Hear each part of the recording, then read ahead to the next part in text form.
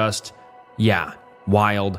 So you guys are going to want to make sure to stick around and listen to some of these, but I appreciate you stopping by. It means the world. And make sure you like the video and subscribe to the channel. The channel subscriber goal is 1 million subscribers before the end of the year, so please subscribe. And yeah, trigger warning, there is some heavy material inside of this video, so just a warning now. But yeah, sit back, relax, and grab a drink and grab a snack. And without further ado, let's get into the internet's darkest confessions. Unknown to her, I watched my 21-year-old stepdaughter in the shower a few days ago. My wife and I are middle-aged and live together with our 21-year-old daughter, my stepdaughter, from her previous relationship. For the last 3 years, our marriage has been more or less intimateless, and I have existed on internet adult videos pretty much exclusively.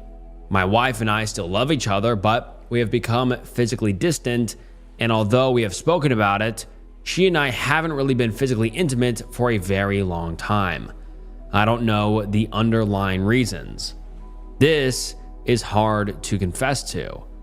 For the last 2 months, I've become nearly obsessed with seeing my stepdaughter unclothed. 3 nights ago, my wife came home exhausted from work and fell asleep on the bed. My stepdaughter, being in her bedroom, within half an hour, she went to the bathroom where I heard the shower running. Prior to this, I had examined the bathroom door and found that it was slightly warped at the top and offered a view into the bathroom directly onto the shower area. I gave her about 2 minutes and stood on a chair outside the bathroom door, being as silent as I could, and there she was, in the shower, her body slim, her dark hair and eyes contrasting against her pale skin. Oh, I'm not even going to read this next part. Oh my God, these confessions are disgusting. He just describes his stepdaughter's body in great detail. Then he says, I was nervous as hell, but I could not look away. Eventually, nerves got the better of me, and I stood down, but I was back within 2 minutes after I found my wife still fast asleep. I watched her again for 2 or 3 minutes until she finished showering. Her body entranced me as I tried to commit her to memory, my eyes always drawn back between her legs. Throughout, her face was entirely neutral and blank. She didn't suspect a single thing. When she turned the shower off, I moved away quickly and quietly and went to the other bathroom where I relieved myself quickly. Afterwards, the post-clarity sadness caught a hold of me like never before. I knew what I was doing. It was no accident. I felt such regret and such overwhelming guilt, but my lust was too much. Within an hour, I jerked it again, playing the scene of her over in my head again. When I went to bed, I could barely sleep from my excitement. I've betrayed them both in silence and without witnesses. I've broken the sanctity and safety of my home through a truly basic lust I feel towards a young woman who has entirely placed her trust in me for providing a safe place to live. She suspects nothing. My wife suspects nothing, but I have intruded upon her, and I will probably do so again. I'm a foul person. And now let's get into some of the top comments. Someone says, dude, you will get caught if you continue. You absolutely will get caught. Let that marinate in your mind for a little while. Again, you will get caught. Another user says, as a young woman with a stepfather myself, this disgusts me. Please seek professional help. You don't have to tell your wife or SD, but please get help before you get yourself into some serious shit. And another user says, I hope she catches you and calls the cops. And another user says, I caught a close friend of mine spying on me in the shower using a mirror. I stayed at his house all the time and showered there frequently, as he was one of my closest friends and had a large home. I felt so betrayed. I cannot begin to tell you how violated I felt, and how I still have trust issues to this day because of it. I trusted him, and he didn't care. I can't imagine how much worse it would be if he were my stepfather, but someone close to me can. As a minor, my stepfather did this to my sister, and my whole family found out, including my dad, who beat the shit out of him. She has never been the same. Men can't quite understand what this type of thing does to a woman, but it really ruins a part of you when you realize most people don't give a shit about anything besides getting into your pants or fantasizing about it. People ruin long-term friendships, careers, and marriages over it. You will ruin everything if you haven't already. You need to get help. I confess that I am a 32-year-old predator who is exclusively attracted to young boys. I had a very turbulent childhood. I have 2 older sisters, of whom is really my half-sister, and 1 younger brother. My father, the father of the 3 younger ones, was a major predator.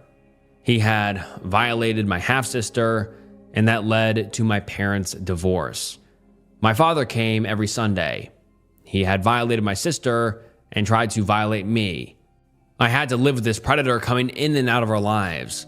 My mother was very nonchalant about it. My mother was very emotionally and physically abusive too. I told my father that I no longer wanted to see him when I was 14, and he obliged. I never had any real friends out of fear that my father would violate them and I would be blamed for it. I was very isolated. When I was very young, I knew something was not right with me. For example, I would intentionally undress for PE, where the young other guys would undress because I wanted to see them. I look forward to that every day.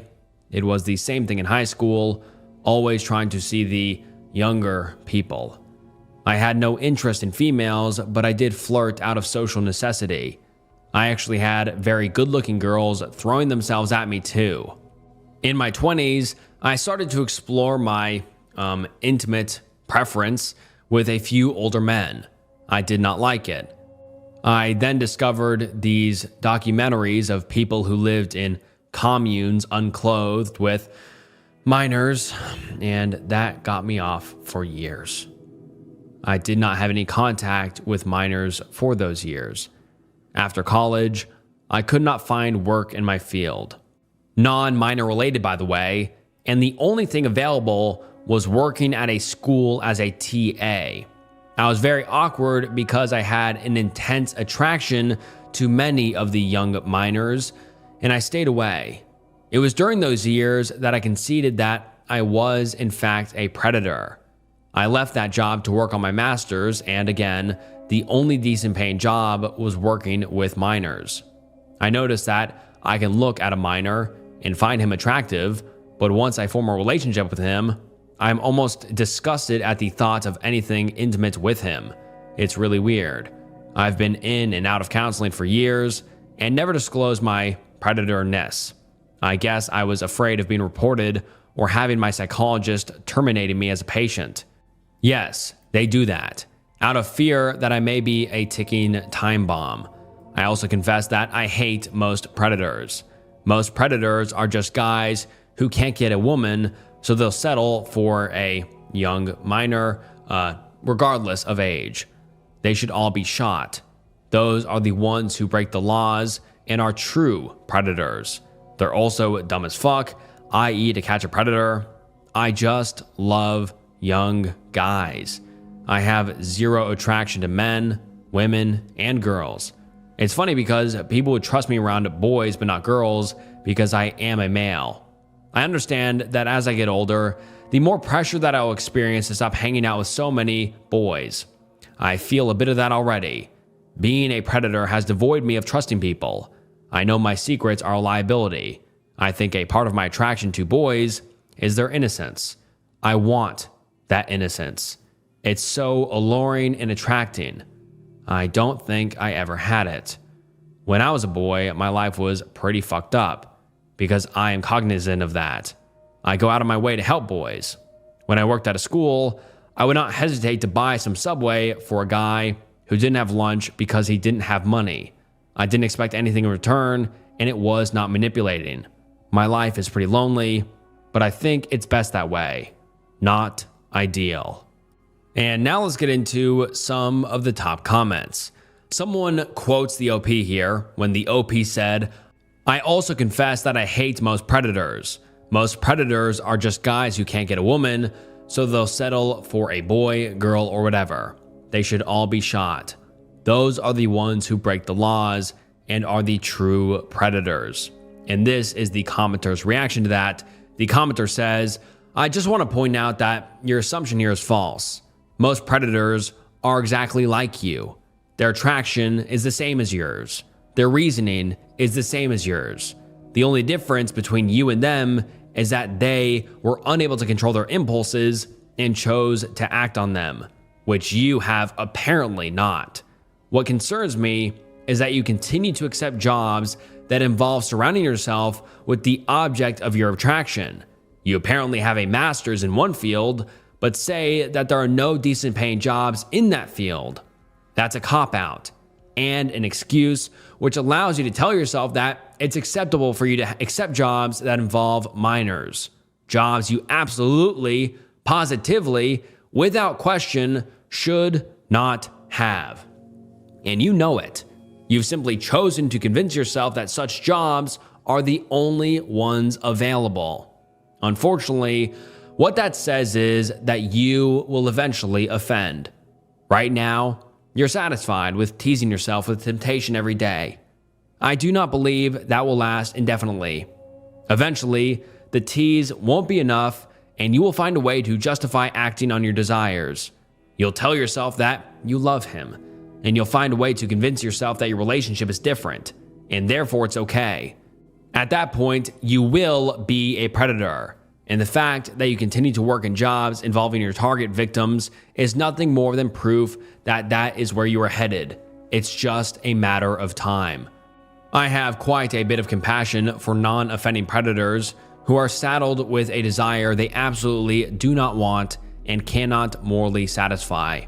I think it would be hard as hell to live like that, and I can only imagine the struggle that comes with such an inappropriate desire. But you've already moved beyond the point where compassion comes into play, because you continue to work directly with minors you have an attraction to. You know damn well that you work that job not because it's the only one available that pays decently, but so that you can spend your days being surrounded by forbidden fruit. And I don't believe for one moment, and neither do you, if you're actually honest about it, that you will continue to be satisfied with just exposure to the objects of your desire. You know the day is coming when you act on it. What are you going to do to stop that here and now? Until you quit your job? Your answer is nothing. I committed a hit and run, then let my brother go to prison for it. I was driving home from work and had been drinking. I don't think I was drunk, but I had been drinking. This will be important later. I just worked a double shift and was up the night before. I went in with my kid having strep. So I was pretty depressed and disoriented at this point in my life, and stopping off for a couple of beers was a relatively new thing. I stayed longer than I planned, and I was driving pretty fast, 15 to 20 over the limit, to try and get home on time to take over the kids before my boyfriend had to leave for work. It was still dark, so I took a sharp turn and didn't see this woman in the crosswalk. I hit her. I panicked. I saw she wasn't moving, and I looked around, but the only businesses weren't open yet, and I wasn't more than 3 miles from my house, so I just gunned it home. Pre-cell phone era. I didn't stop to think about the body lying in the street. I was not making the most rational decisions at this point. I swerved around it and drove home as fast as I could. Ran inside, threw it violently, and picked up my phone to call 911. Then my son woke up. He wanted cereal. I made him cereal. 30 minutes had elapsed at this point from when I hit the person, and there was something in me that kept saying I had to get other things done before I made the call. I also thought to myself, As soon as they get here, they're gonna breathalyze me. I should drink some water and make sure I'm completely sober when that happens before I call. I know it doesn't make sense now, but it sounded perfectly rational at the time. The rationale I kept telling myself also being somebody's probably already found her and called 911. No need to tie up their resources with multiple calls. The whole morning was kind of a blur. I was supposed to drop my mom off at a rec center. I couldn't leave the house. I couldn't get in my car. She was pestering me and pestering me. I was just so focused on how much time had elapsed since I hit the person. I couldn't really focus on anything anyone was saying to me. 45 minutes, she must have been in the ER by now. An hour 15 minutes, she's probably been admitted to the hospital, etc. Eventually, my brother got woke up and saw my mother was still home and asked her what was up. And she said I wouldn't take her and she didn't know why. So my brother said he'd take her. So we went outside to get the car and he saw I'd obviously hit something. So he came inside and he said basically, "Is there something we need to talk about?" And the whole story came pouring out, and as I described it to him, it was the first time since it happened that it started to feel real, and I'd realized I'd missed the window for it to be all okay when I left the scene and I didn't call the police. As I began to grasp the severity of the situation, I just started to think about my kids. It was like someone had tied cinder blocks to my feet and hands. It was a familiar feeling. I have a record already for a non-violent offense, and my boyfriend tries really hard to be a good father, but I would die before I let him have sole custody. The feeling of your actions removing your autonomy from you is a horrible one I had hoped was in my past. My parents are old and falling apart. I started having an anxiety attack thinking about who would take care of them and my kids if I went back to prison. My brother was saying, "We have to call the insurance company. We have to call a lawyer. We have to call 911. This is so serious. You shouldn't have tried and handled this on your own." I just kept saying, "What lawyer? With what money?" And crying, and the more he thought about it, the more he realized I was right about that one part. I told him my plan was to try and hope there wasn't enough evidence to catch me, and he said basically, bad plan. My head was still whirling. I was starting to realize the severity of what I'd done, the crushing guilt of the position I'd put my kids in, my parents in, losing my income. That's critical to the house. And most importantly, the woman I hit. At this point, I still didn't know if she was dead or alive. I started wondering if she had a family, if she was dead because I didn't call 911 and could have lived if I'd done something, if she had parents that were going to lose their house without her income, if her kids were waiting for her to come home. So my brother sat with me, and we waited, and he tried to get me to calm down so we could figure out a plan. Basically, he was just trying to keep me in the house and from doing anything else stupid. We kept periodically checking the local news. It took about 4 hours for the full report to be on the TV. They had no idea about the driver. They had one person who claimed to have saw the incident from far away, but described a car that looked nothing like mine. Police were looking for the driver. When I heard police and scene of the crime, I was so broken up. The reality was just getting heavier and heavier. That's when my brother suggested it. He said, "Hey, maybe I turn myself in place of you so you can stay with your kids." He was never the biggest fan of my boyfriend spending a lot of time with the kids, and he already had some prior charges. He didn't have kids or much of a meaningful job, but I still didn't want to hear anything like that. We talked about it for a couple more hours. He said keeping his nephews with their mother would give his life a meaning it wouldn't otherwise have. He wasn't going anywhere with his life outside that mattered, etc. I knew it was all bullshit to make me feel better about the impossible position I put us all in. I considered writing a detailed confession, then just committing S-word. But I didn't want to leave my kids and my family with that mental burden. We constructed a story that made perfect sense. The car I was driving was owned by my father and my brother, and I trade off driving it all the time. Because I'd been out drinking, the time I was driving is a time he could have also easily been driving. He took a few hours to sort out some personal business, He made a frantic phone call confession to a friend, but not to a close friend, so he was pretty sure would testify against him. He was right, to lend credibility to the story. I hit someone earlier today. I don't know what to do.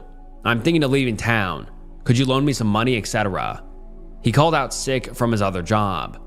I almost changed my mind right before he went to turn himself in, because he didn't tell our mom what he was going to do.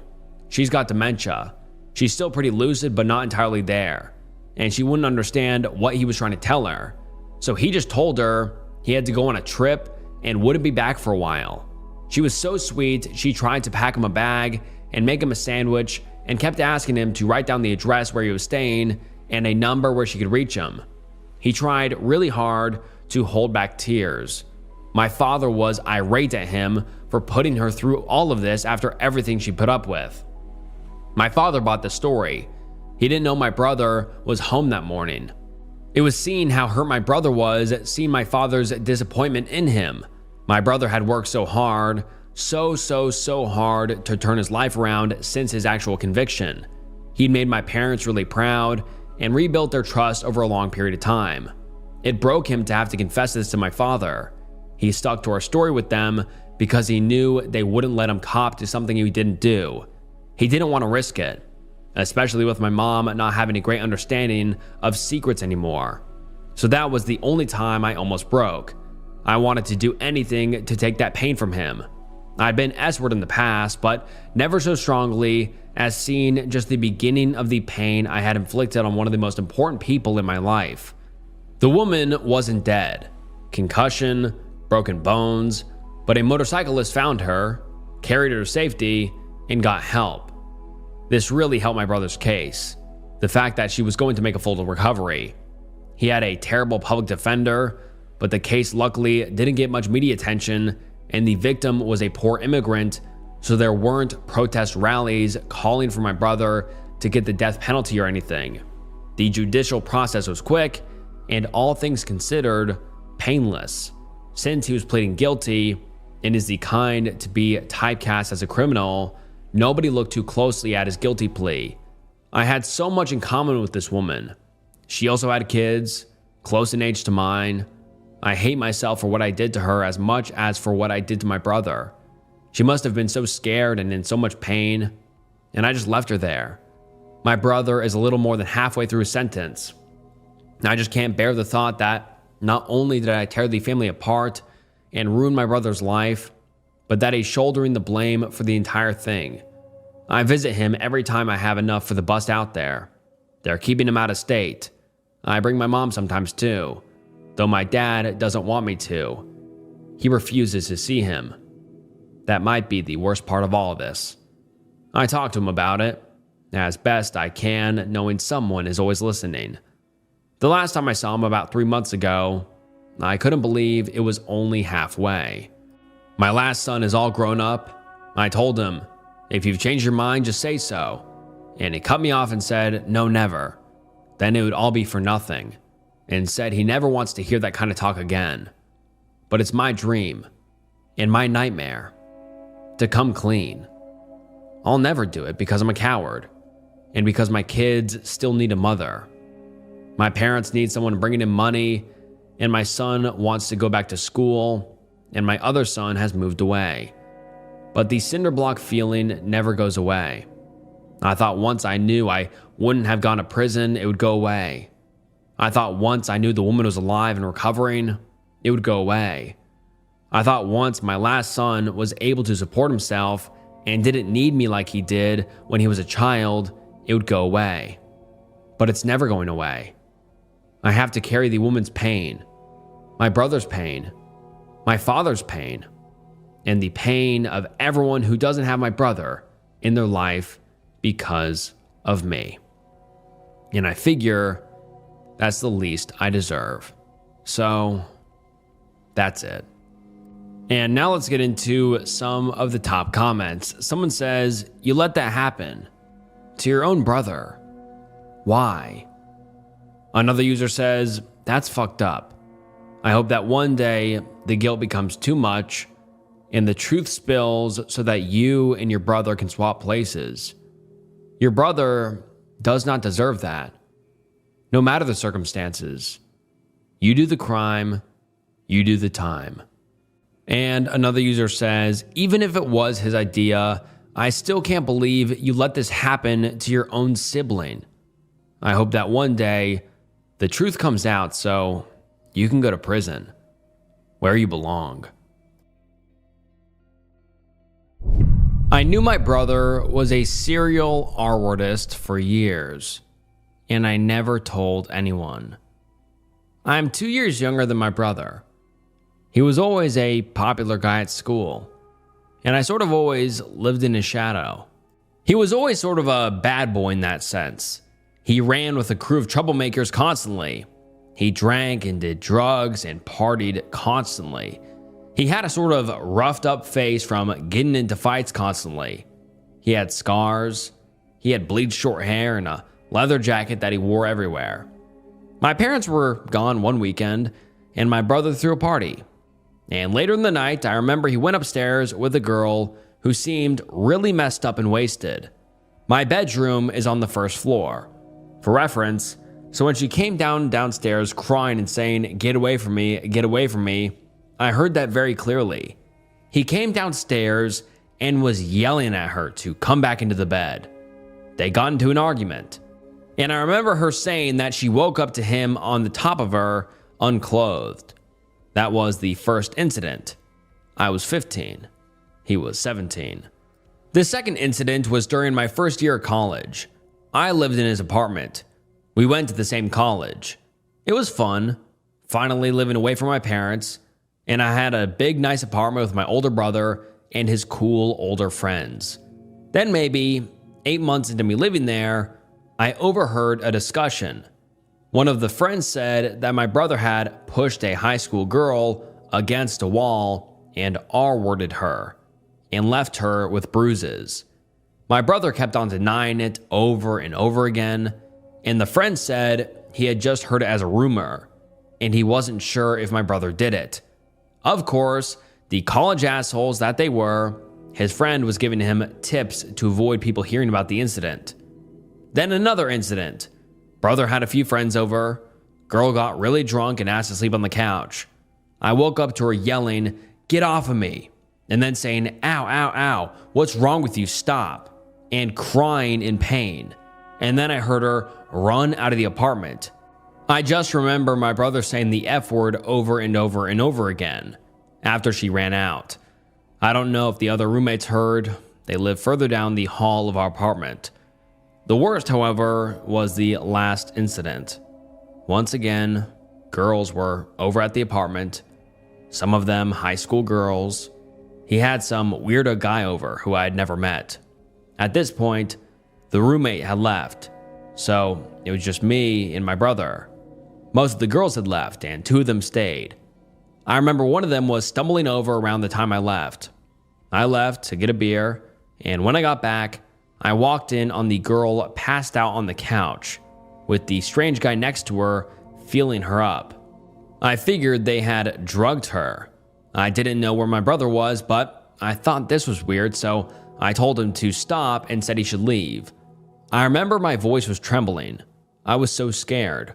He got up and acted all sorry that I caught him, not that he did it. Except that my brother came out of the restroom, unclothed. He was going to have intimacy with her. They both were. He awkwardly asked what I was doing back. I said I was just getting a beer. And he said he thought I was going to Chris's house. After that, it was just an awkward silence. And I just walked to my bedroom. And presumably, they R-worded her. And I didn't do anything because I was too petrified of calling on my older brother for this. It's been over a decade since then, and I think about it all the time. My brother would go on to become a serious pill and alcohol addict soon after I moved out. Well, dropped out. I dropped out of college. He is now in and out of jail and rehab. He went to jail for R-word. I don't know if he has some sort of serial interest of R-wording girls, but he did it over and over again. The same kind of shit, almost always sleeping girls. I still feel this constant lingering guilt about what happened. The fact that I let that happen over and over again. That last incident is what truly makes my stomach churn. I could have stopped that. I really could have. But I just chose not to because I didn't want to shame my brother or anything. I didn't want to comfort him because I was always so shy around him and never felt like I had the balls to do it. He was my brother and I loved him. And I didn't want to get him in trouble, so I just never told anyone. When he finally got arrested for our word, I honestly let out a huge sigh of relief. Part of the guilt I had was relieved, but not all of it. It also, oddly enough, confirmed my feelings that these were not one-off incidents and that he was a serial R-wordist. Every time it happened before, I would trick myself into thinking, this is just the last time this is going to happen. He was just really into it. Nope. He was just a consistent perv. I understand that in some ways, I am responsible for the R words for not seeking help right away and saving the girls. I let them happen. Even though it's been so long, I still feel so horrible inside. And now let's get into some of the top comments. One user says, here's the deal. There is nothing any of us can say to make you feel better. You can't change what happened. What you can do is spend the rest of your life doing good for others. Take your guilt, anger, pain, and shame and channel it into something meaningful for others. Do it anonymously or publicly. It doesn't matter if nobody sees you or if everyone sees you do it. What matters is you put in good into the world because that is the only way you will begin to feel decent and worthy again. Whatever you do, don't retreat within yourself. Don't let yourself be his victim. You have power, and you have worth. Go make a good, real difference. What matters most in your story is how you respond to it. And for what it is worth, I forgive you and do not judge you. Another user says, fuck, this is peak r/confessions. I don't even know what to say. This is just so brutal and hard to read that I feel awful. There is no possible way I can say that you can forgive yourself for this. The consequences of you not telling anyone are unspeakably bad, but just fuck. Someone else says, verdict, you're a piece of shit like your brother. And another user says, you're the asshole. I don't know if you want to forgive yourself, but I don't think you should. I gave minors bottles of piss when I was in Iraq. I gotta get this off my chest. I was in Iraq in 2007 through 2008. I'm not gonna say where I was or what my MOS was, which stands for Military Occupational Specialty, which I assume that the OP is or was part of the military in Iraq. But I will say I was a gunner. I went out on patrol 5 to 6 days a week. Anyway, when I was over there, we got free Gatorade and water bottles so we could stay hydrated. We could just take whatever the fuck we wanted and put it in a cooler we had in our truck. Everyone had one. When you're in Iraq, you can't just stop anywhere to take a piss, so I got good at pissing in empty bottles. I drank throughout the day while we were on patrol. I was a gunner, so I could just turn around on my gun away from my team and just use the bathroom. I smoked back then. And throughout the day, I would also put my cig butts in said piss bottles. Anywho, the road that directly leads to base is usually a straight gravel road. We called it an FOB road.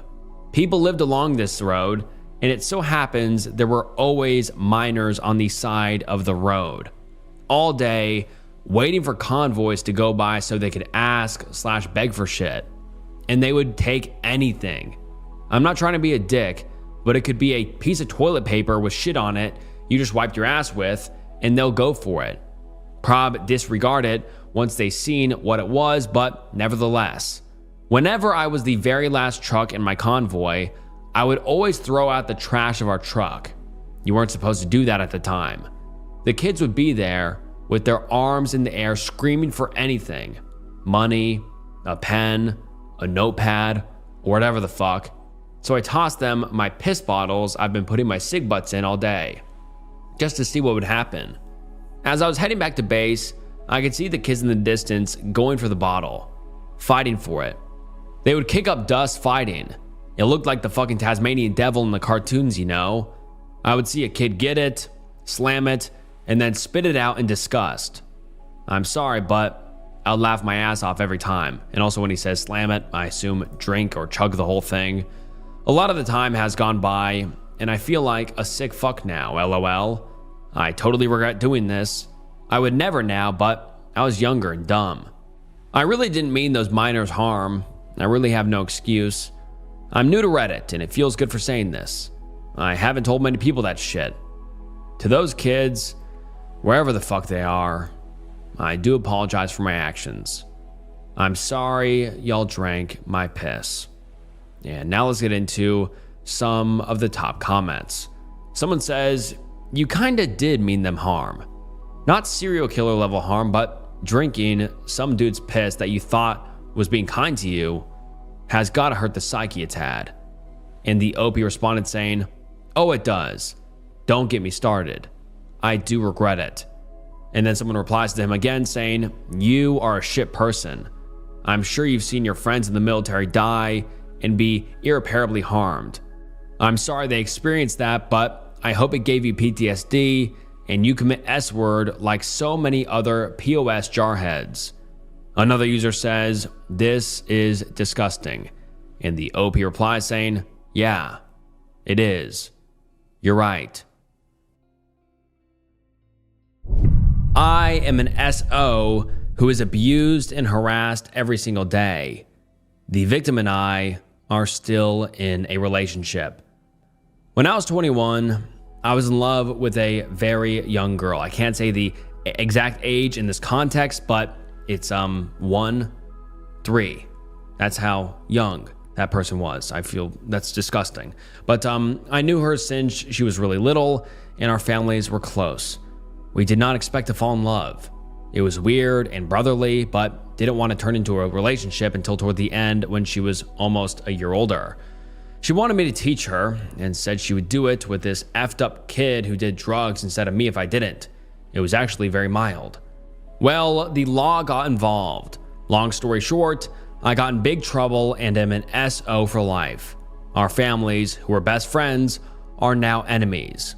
It is true we did stuff underage, but nobody cared about the nuances of it.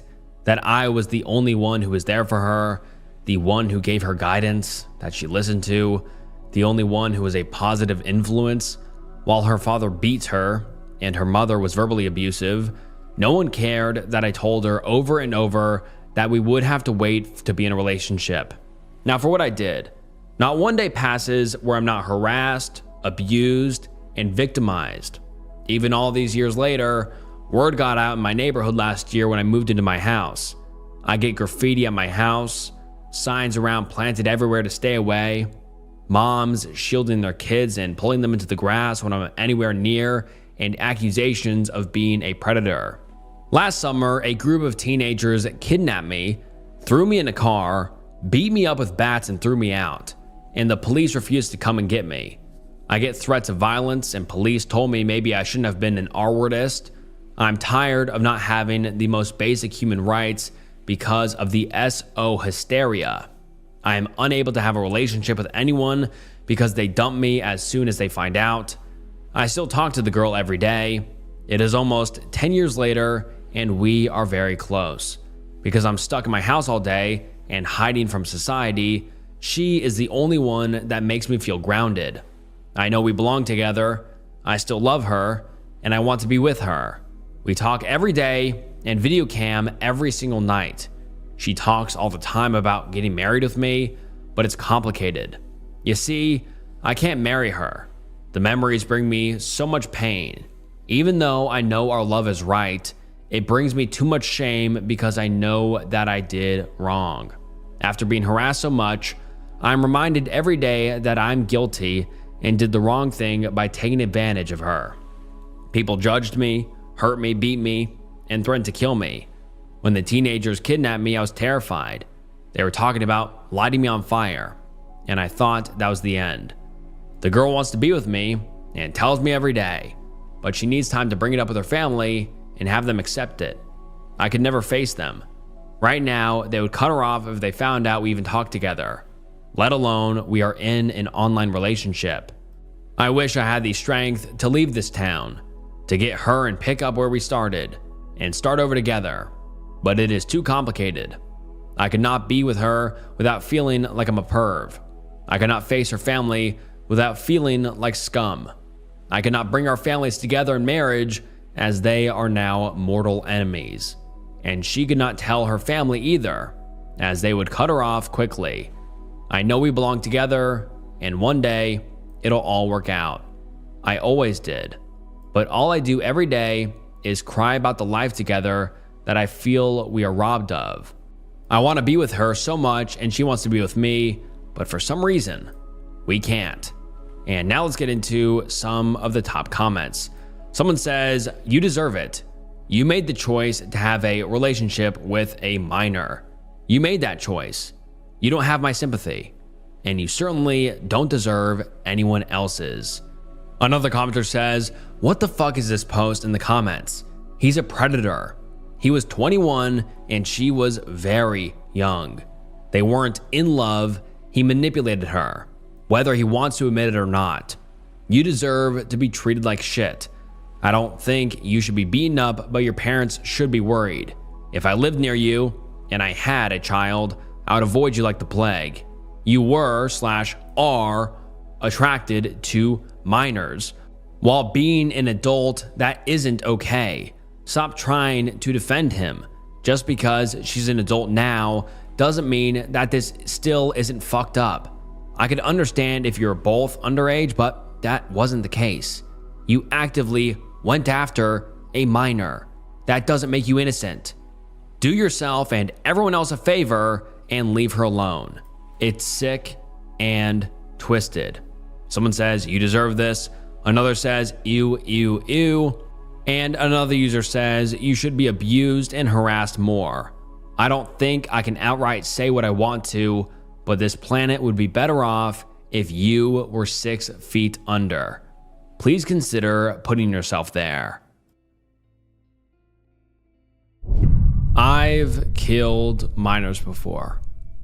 In the early days of the Iraq War, many of the insurgents used minors to do their dirty work. I, unfortunately, have shot and killed some of these minors in accordance with the rules of engagement. These were not guys in their 20s or even teens. These were young minors. I used to justify by saying it was my life or their life to it was the life of my division, or their life to wondering if I should have just let this minor shoot me.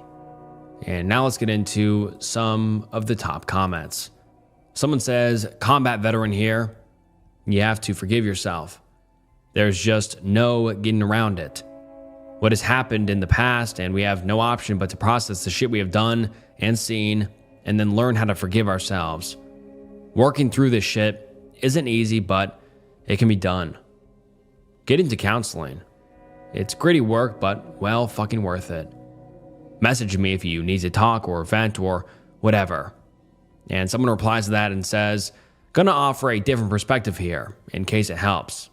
I'm one of those dirty Arabs, and like most of us, I've lived through armies invading us and killing us for no good reason. Thankfully, I never lost someone close. I've hated you. Deeply, viscerally hated you. Lived years of my youth wishing you and your people that I deemed monstrous, painful deaths. I fantasized about the ways you should be tortured. Eventually, though, as I grew up, I realized you guys were just as much victims as we were. This war is one of the governments and corporations playing a tug-of-war, and we, the people, who all want the same basic things, be treated with respect and live a quaint life, pay the price for them, and gain nothing. You weren't monsters. You were just being naive and buying into that others nation process that allows you to think other people are different enough that you can shoot them. And by believing you guys were monsters, I was using myself the exact same piped dice. By hating you, I had entered the game and already lost. If I want to change things, then I should never indulge in violence, and most importantly, I should never allow myself the weakness of spirit of thinking you're other. And I'm not alone in this. A lot of people I know also think we're all pawns in this and refuse to hate individuals based on their history. I know it might sound ridiculous, but as a person who lives on the other side of that gun, I forgive you and all the young dudes and dudettes that got caught in this, fed lies and sent away from home to do fucked up things in the name of patriotism. Please forgive our fucked up young in return. But more importantly, forgive yourself. React to errors of the past by looking forward to the good you can do in the future, not by wallowing in regret about spilled milk. I know it's easier said than done, but realize that you have no other choice. You're gonna go on living, whether you like it or not. Either you're gonna use this pain as a drive to propel you forward and do good around you, or you're gonna let it crush you and thus allow yourself to add one more tragedy to your account. Your life, adding insult to injury. As I see things, you owe the people you killed a happy life. The best thing you can do for their memory is to be strong. Accept what happened and do your best at being the most decent human you can be. Be happy, dudes and dudettes. Be happy and spread it around. Nothing good is ever going to come out of being sad. Regret can be a positive emotion. I am a horrible mother. I wish my son would die. I have 3 sons. My oldest Alex and youngest Cam are wonderful boys. Sweet and smart and funny. They are such caring boys. I am proud to be their mother. They will do good things in the world. I love them. But then there is my son, Ben. He is 14 and he terrifies me. I was R-worded one night jogging, trying to lose baby weight for my oldest son. The man was eventually caught, after he R-worded a dozen other women. I don't personally believe in operation to remove a baby. I used to be a proponent of nurture versus nature, and we couldn't be sure whether the baby was the R-wordist or my husband. So I had the baby. And I loved him. I did nothing different. But the older he got, the more I noticed that something wasn't right. He never learned to play well with others smaller than him. Those bigger, like his brother, he was fine with.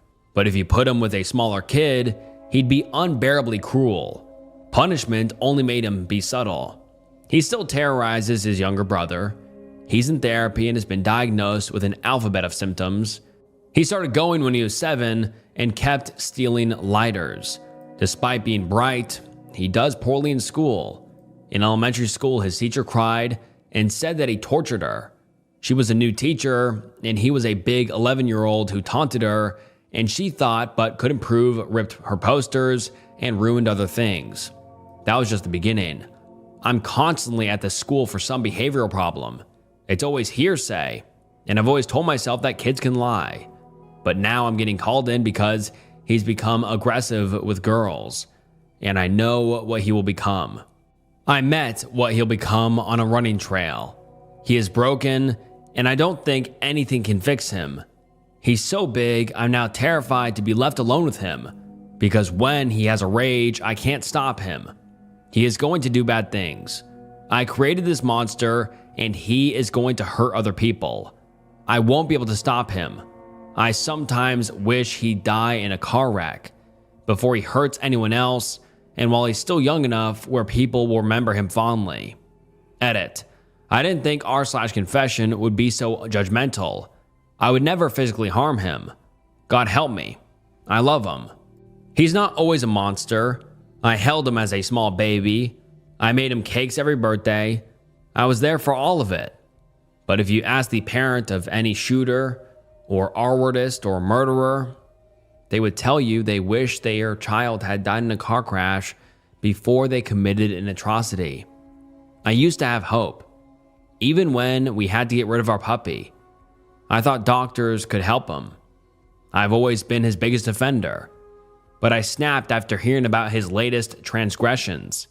He pushed a girl up against a locker in a deserted hallway. He didn't know her in the slightest, and she didn't know him. It's the only hallway without cameras. How convenient.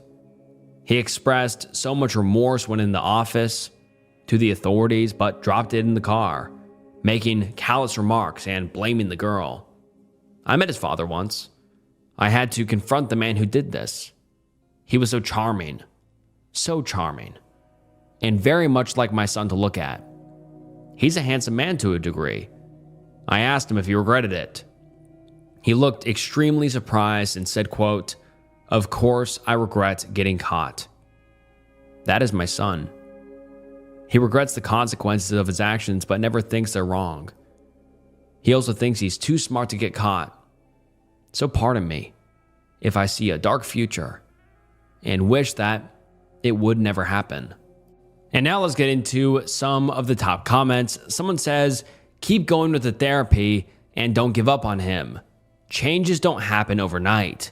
And the OP responds and says, "He's been in therapy half of his life." Another user says, "Just keep doing all you can do to help him.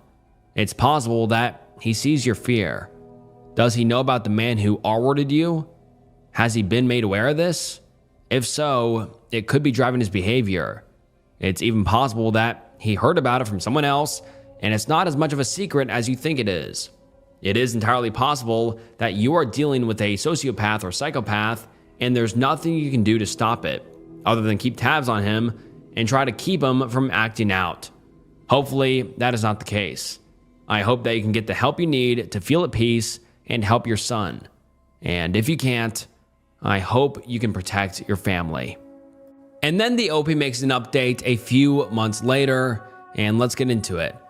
In my original post, I don't think I managed to convey my love for Ben. Some of you probably snort. How can you love someone you fear and think horrible things of? He is still my son, my little boy. I carried him for 9 months and dreamed dreams of the man he could become. I have many bad memories of his childhood. Violent acts / aggressive or antisocial behavior. But I have good memories. He was always a bedwetter, so most mornings it would be the two of us up first and we would just watch cartoons together and drink cocoa and I would rub his hair. We have family trips and holidays and all of that. We have had good times. A part of me looks at him and sees his potential. He's tall, handsome boy. Girls stop and point at him, once even taking a picture with their phone, and is a smart kid. He's obsessed with bikes and talented at math and puzzles. Unfortunately, I see the danger. I know him better than anyone and I fear the potential. The potential for cruelty. His penchant to hurt.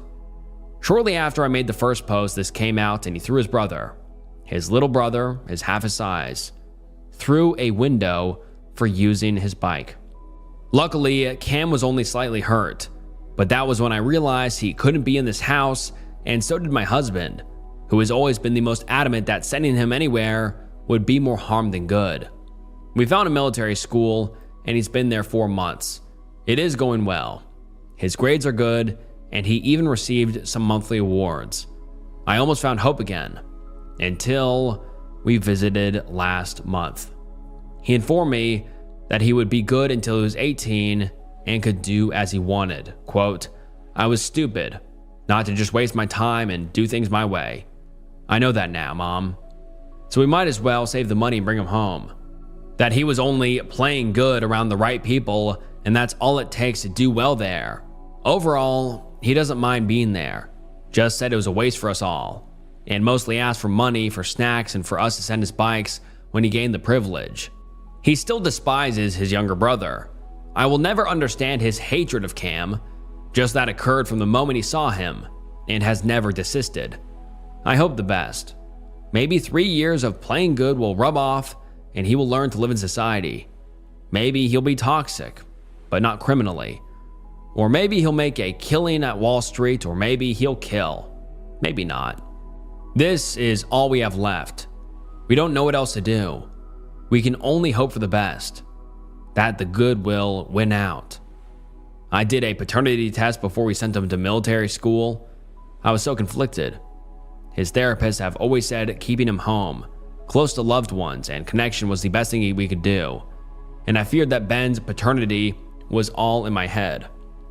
Unfortunately, I was right. Ben is not my husband's son. I should have known to look at them. all behavior issues aside. Ben is so fair and lean and very tall, where my husband is dark and broad, and I'm a tiny redhead. I obviously have not and will not tell either one. It could only cause more hurt. I took about $2,000 on a drug dealer that OD'd. I was the first on scene as a first responder. So I'm a firefighter, and about 2 years ago, we got a call to a house for an ambulance assist, but we got there first.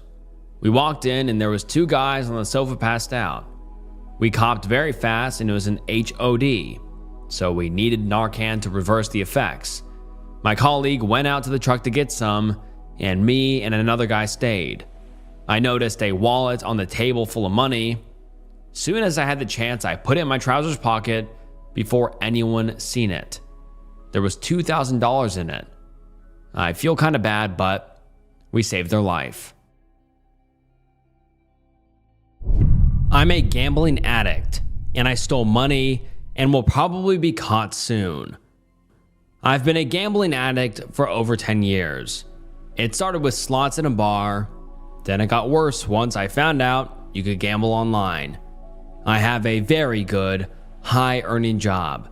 The more I started to earn, the more I gambled away.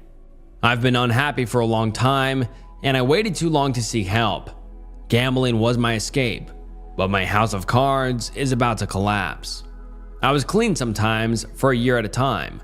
This year, during the pandemic, I realized and I started gambling again. Out of desperation after losing it all again and getting into debt, I stole money from my employer. There's no obvious trace back to me, but if someone really digs deep, it'll lead back to me. I've been thinking of confessing so many times, but I decided against it. I decided against it because this job still allows me to pay off my bank loans. I feel if I go to prison now, I'll come out with my debts tenfolded. I've been praying to not be caught for another year, so at least when I get caught, I no longer have any outstanding loans to the banks. I watched a lot of prison documentaries, and I've seen people with worse crimes do something good in prison. I want to get out of the financial trouble I'm in, and regardless if I'm caught or not, I want to do something good with my life. I want to make sure I can help at least one other person, preventing them from making the same mistakes I did. Any advice is welcome. Do I confess to my employer now? Wait until they launch an investigation? Contact a lawyer today? Or wait until I get caught? And now let's get into some of the top comments and advice people have. Someone said, get a lawyer. And if the lawyer doesn't advise against it, come clean. People are more likely to not press charges if you seem regretful before getting caught. If you only apologize after, they think you're only sorry you got caught.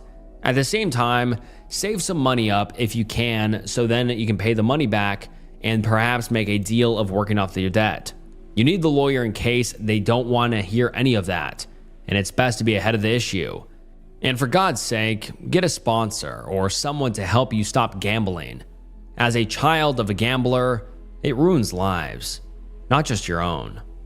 Another user says, I say contact a lawyer and see if some resolutions can be made. Honestly, if you stole a substantial amount of money, then just be prepared to possibly face jail time. Honesty is the best policy, especially if you know you're going to get caught, and it might help when shit hits the fan. And then the OP responds, and oh boy, he stole a lot of money. It is a substantial amount of money in the low 6 figures. From what I Googled, it's going to be 5 to 10 years jail time at least. I'm not in the US. It's freaking terrible. I have so much regret, but that's not enough. I can only use this time I have on this earth to make it up and do more good than bad. Another user says, 6 figures? If you want to avoid jail, leave the country honestly. And it has been 6 years since the OP has posted this post, and they haven't come back and made another update, so we don't know if the OP ended up going to jail or confessing or getting away with it, but man, low 6 figures of like stolen money, and like he said, 5 to 10 years of jail time. Yeah, he could easily still be in jail right now for what he did. So who knows what happened, but what do you guys think? I cheated on my sweetheart of a husband for 3 years with my violent, abusive ex. This is the one secret I am taking to my grave. So the plan was to pose this in r/relationships and ask for advice, but I read through a few similar threads from the archives and people do not take well to cheaters there, so r/confession will have to do. Sorry for the throwaway account, but it had to be done. So sorry, but not sorry, I guess. My husband and I are both in our late 20s, and we've been married for 5 years and together for 6. We are really happy now, but it hasn't always been like that. My husband is a bit of an introvert, but he is now getting better. When we first got together, he was very quiet, nerdy guy, and he could be charming, but sometimes he got carried away with his hobbies. He was really different than the guys I normally date, much nicer and more stable, and he loved me for me, which is an awesome feeling. I don't realize how lucky I was to have him, and basically, from the moment we started dating and until 2 years into our marriage, I was hooking up with an ex. It wasn't an everyday type affair, but when he called me to hang out, I would drop everything and go. I was obsessed with him, and I wanted him to love me more than anything. My ex is the most hot, cold guy you will ever meet. He can be so exciting and fun, but he has a dark side like none other. He cheated on me a lot when we were together, and we had a few rough fights, so it wasn't a healthy relationship at all, but it was an addicting one. My ex didn't care that I was with my husband, and he knew he had me still. Even after the wedding, that for some stupid reason I invited him to, he still tried to flirt with me hard. He would always tell me shitty things about my husband, and he liked being the other guy, as fucked up as that is. It's only now I can realize what a scumbag he was. Basically, the affair happened every couple months when we would hang out or see each other, and it was a mess. I can't believe I was that person. It's so messed up. The affair is over now, but I'll always be haunted by what I did. I finally ended it when my husband and I decided we wanted to start a family, and my ex refused to listen to me and wear protection. I was still in the fog with him and wanted him to be happy, and I didn't want to risk anything with my husband. And when he refused, it hit me how little he cared about me, and I just woke up. I realized how messed up everything was, and I've basically not said a word to him in 3 years. My husband doesn't know anything, and I think it would crush him to hear about the affair. I know it's behind me, and I'm committed to being the best wife I can going forward. And now let's get into some of the top comments. Someone says, you're probably going to cheat on him again because you clearly have no respect for him as a man. It'd probably be best for him if he told him and left right now. That said, I'm sure you don't give a fuck about what's best for him, so if you are going to stay with him, then never tell him. Your relationship will never recover, and nor will his self-esteem. If the woman I loved and was married to for 3 years told me that, then I'd probably commit S-word. There's a good chance that he would too. Before we started dating, I stalked my girlfriend for years. Me and my girlfriend, let's call her O, have been dating for the past year. She is beyond wonderful. Beautiful, kind, extremely caring, and a bit scary, especially when I neglect my own health. The intimacy is good, and her family has taken a liking to me, but deep down, no matter how much I try to kill it, I can't seem to wipe out the feelings of guilt. My conscience keeps me up at night sometimes, telling me that I need to confess that I don't deserve her. I don't want to feel guilt, and I don't want to regret anything.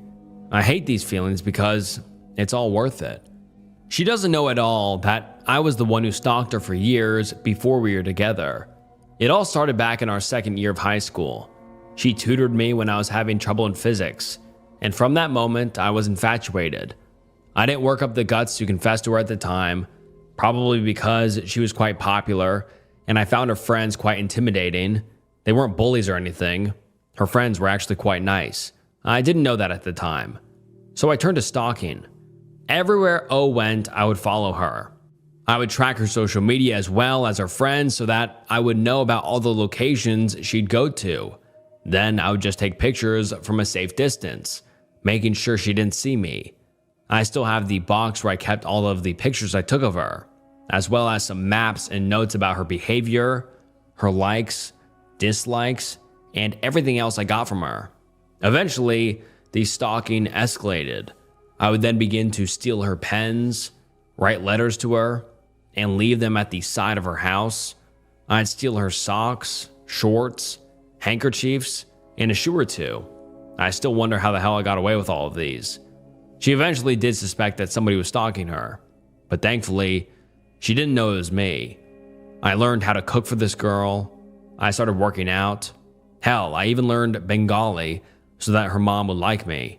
It got to a point where I tried breaking into her house to take pictures of the interior, but they had a dog, so I just bailed.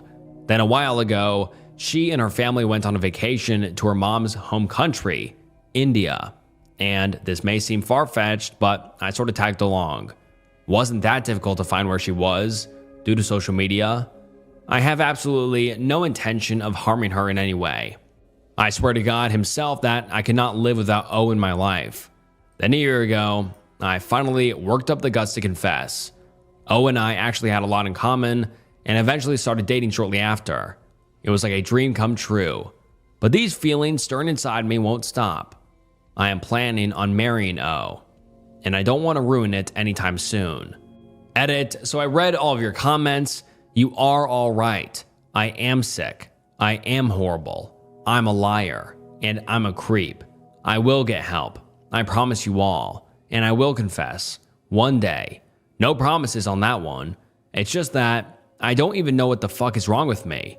Looking back on it now, it's revolting. I'm just scared of losing everything. I've already caused enough disappointment. I'm not sure if I can handle her hating me. I've already ruined my relationship with my brother and my sister. Now I'm about to ruin this one because I couldn't just be honest. And now let's get into some of the top comments. Someone says, wow, I'm sorry, but this was an extremely unhealthy obsession and you don't deserve her. She deserves to know and get as far away from you as possible. Then you should seek some therapy and try to grow from this. Never repeat this to another person, and if you find yourself doing so, you need to call that therapist because this is not okay. And someone replies to that and says, OP is a legitimate danger to this woman. I fear for her safety. Another user says, destroy your keepsakes. This is serial killer behavior. Do not tell her, but do go to therapy. You really need to get yourself into therapy. If this is real, you need to take these steps to work on and slowly change this side of you immediately. And another user says, this is fucking insane. You are mentally insane, holy shit. And another user says, you are literally terrifying and someone's actual worst nightmare. Get help. You need to leave her if you really love her. This is horrifying.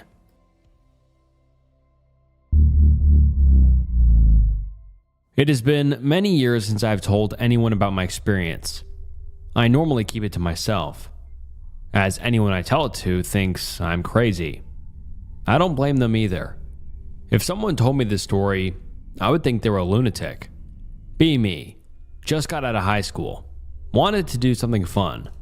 I decide that I'll kayak through the Florida Everglades by myself. My mom hates the idea. My dad thinks I'll be fine. I had been camping, backpacking, and kayaking for about 7 years then, so I was fairly experienced in bushcraft. Ergo, like my dad, I thought I would be fine. Boy, was I wrong. As a precaution, my dad gives me my great-grandfather's old groundhog hunting rifle. My face when my great-grandfather's groundhog rifle is a M1903 Springfield. Regardless, I grab my shit and rush off into the unknown. I decide to kayak around the Thousand Island portion of the Everglades. I push off a small island known as Chogolowski. and I made my way into the wild. I was ecstatic. Finally, I get to enjoy my favorite hobby with no one around to bother me. I camp at a small dinky campground known as Mormon Key, pick related. It was a 10+ mile kayaking trip to get there, plus part of that was just navigated through the mangroves.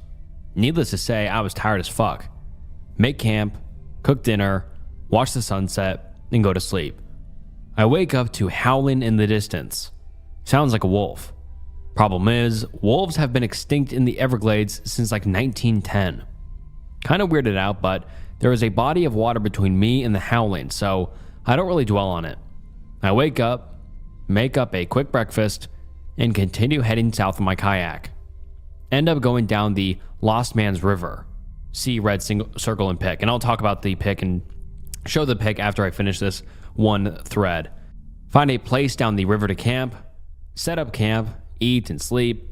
That would be my last comfortable night of sleep for the rest of the trip, and maybe the rest of my life.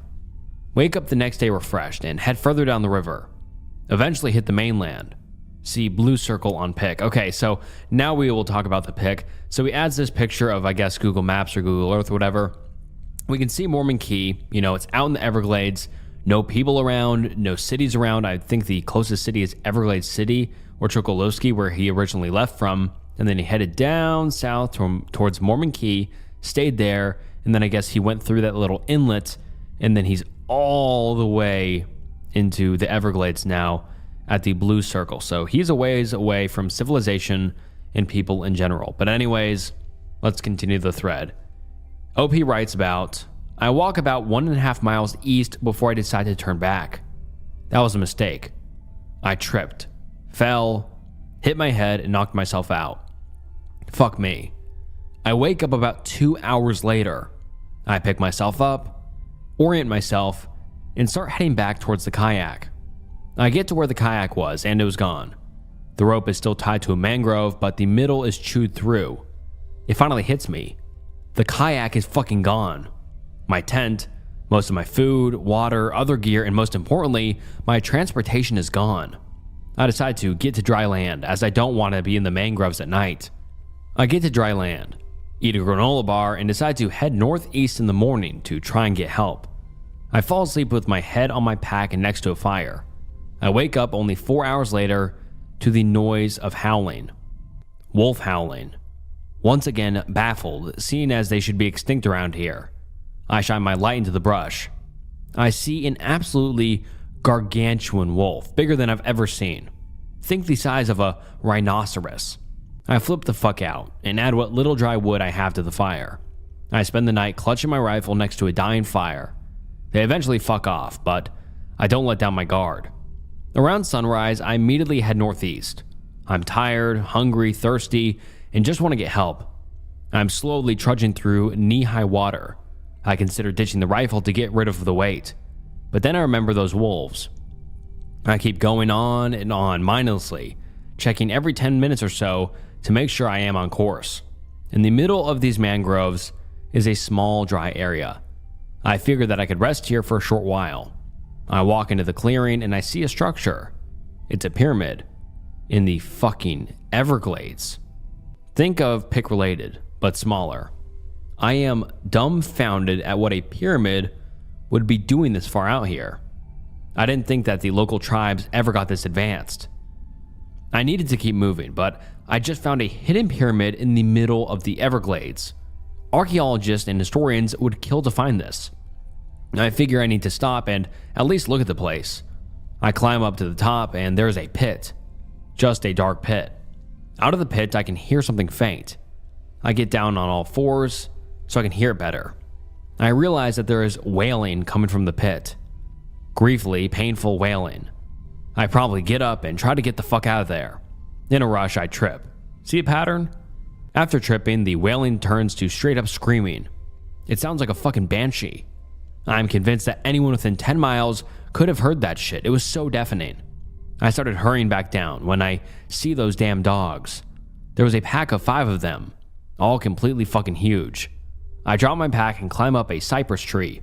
I fire all 5 of my rounds into the biggest fucker there. He bleeds out under the tree. All the screaming from the pyramid is just getting louder and louder. The pack drags away the dead dog into the mangroves. I take my opportunity, jump down, and start booking it northeast. I left my pack to save weight, and am going through the mangroves as fast as I possibly can. I even throw aside the rifle, as I have no ammo for it, and it is just dead weight. Eventually, after an hour, I can't hear the screaming anymore. I'm dehydrated as fuck and hungry, but I keep moving forward. I find myself on a road, loop road scenic drive, with a bunch of police cars. They hesitate when they see me because I look like I've been through hell and back. They get me water and a granola bar and tell me to sit tight for an ambulance. When I ask how they knew to find me, they said some guy on the road called in about hearing incessant shooting a couple hours prior, and they had been searching since. I get to the hospital and the police interrogate me. I hesitate and tell them that I got lost and fired those shots at an alligator. They accept it and leave me alone. My family comes up in hysterics to see me. I confide in my dad about what actually happened. Naturally, he doesn't believe me and said that the dehydration must have made me hallucinate it. I go home and keep bringing it up. Eventually, he has me admitted to a psychiatrist for delusions and hallucinations. Gee, thanks, Dad. I've brought up the story to 2 other people, and both had the same response. I'm never going back to that place again, and I just want to forget about this. But I felt like I needed to tell someone. I don't care if you believe me or not, as no one does. I just needed to get it out. I don't know what I found out there, and it will, probably, stay that way. Good night, X. I'm going to bed. And then some people comment in the thread asking questions, and just a discussion pops up, and I'll read some of the comments people have on the discussion, and the OP eventually comes back and responds to some of them. One person says, "Good tale, Florida Anon. Did you feel any Indiana Jones vibes at all, or just terror? Cool story, bro. Take someone else to that pyramid and get rich. You are a schizo. It was dehydration. Fuck huge native wolves, get BTFO by Explorer and his rifle. Classic. Why didn't you tell about the pyramid though? Go to some archaeologist or college professor and tell them you found some pyramid in the forest. Don't include the wolves or screaming, just the structure. Maybe get some other guys to see it. Take me there, Anon. Let's hump some spirits and wolves together. Bringing a K-nut might actually help you out of this one. Just woke up. Figure I may as well answer a few questions before I head out for the day. Did you feel any Indiana Jones vibes at all, or just terror?" And the OP replies to this comment saying, "Upon discovering the pyramid, I was still in survival mode. I guess I had a little bit of an Indiana Jones vibe, hence why I did climb to the top. But I mostly just wanted to get out of the Everglades as quick as possible. Mind you, I had heard and seen the wolves before I was dehydrated. I had a half-full water bottle with me after I lost the kayak, and by the time I saw the pyramid, I had been dehydrated for less than 24 hours. If I go up to any archaeologist or college professor, I doubt they will believe me. Finding a pyramid in the Everglades is unbelievable, and would rewrite the history of the whole region. Most people don't believe it, let alone waste resources or time on it. There is no way I'm going back there. I steer clear of the West Everglades after that incident. Even if it did, I'm not 100% sure I could find the place again. Tell me the general location. I'll gladly die for some actual spooky shit, my dude. My face when my great-grandfather's groundhog rifle is at an M1 903 Springfield. He must really not like groundhogs. That's pretty funny." And then some people keep talking.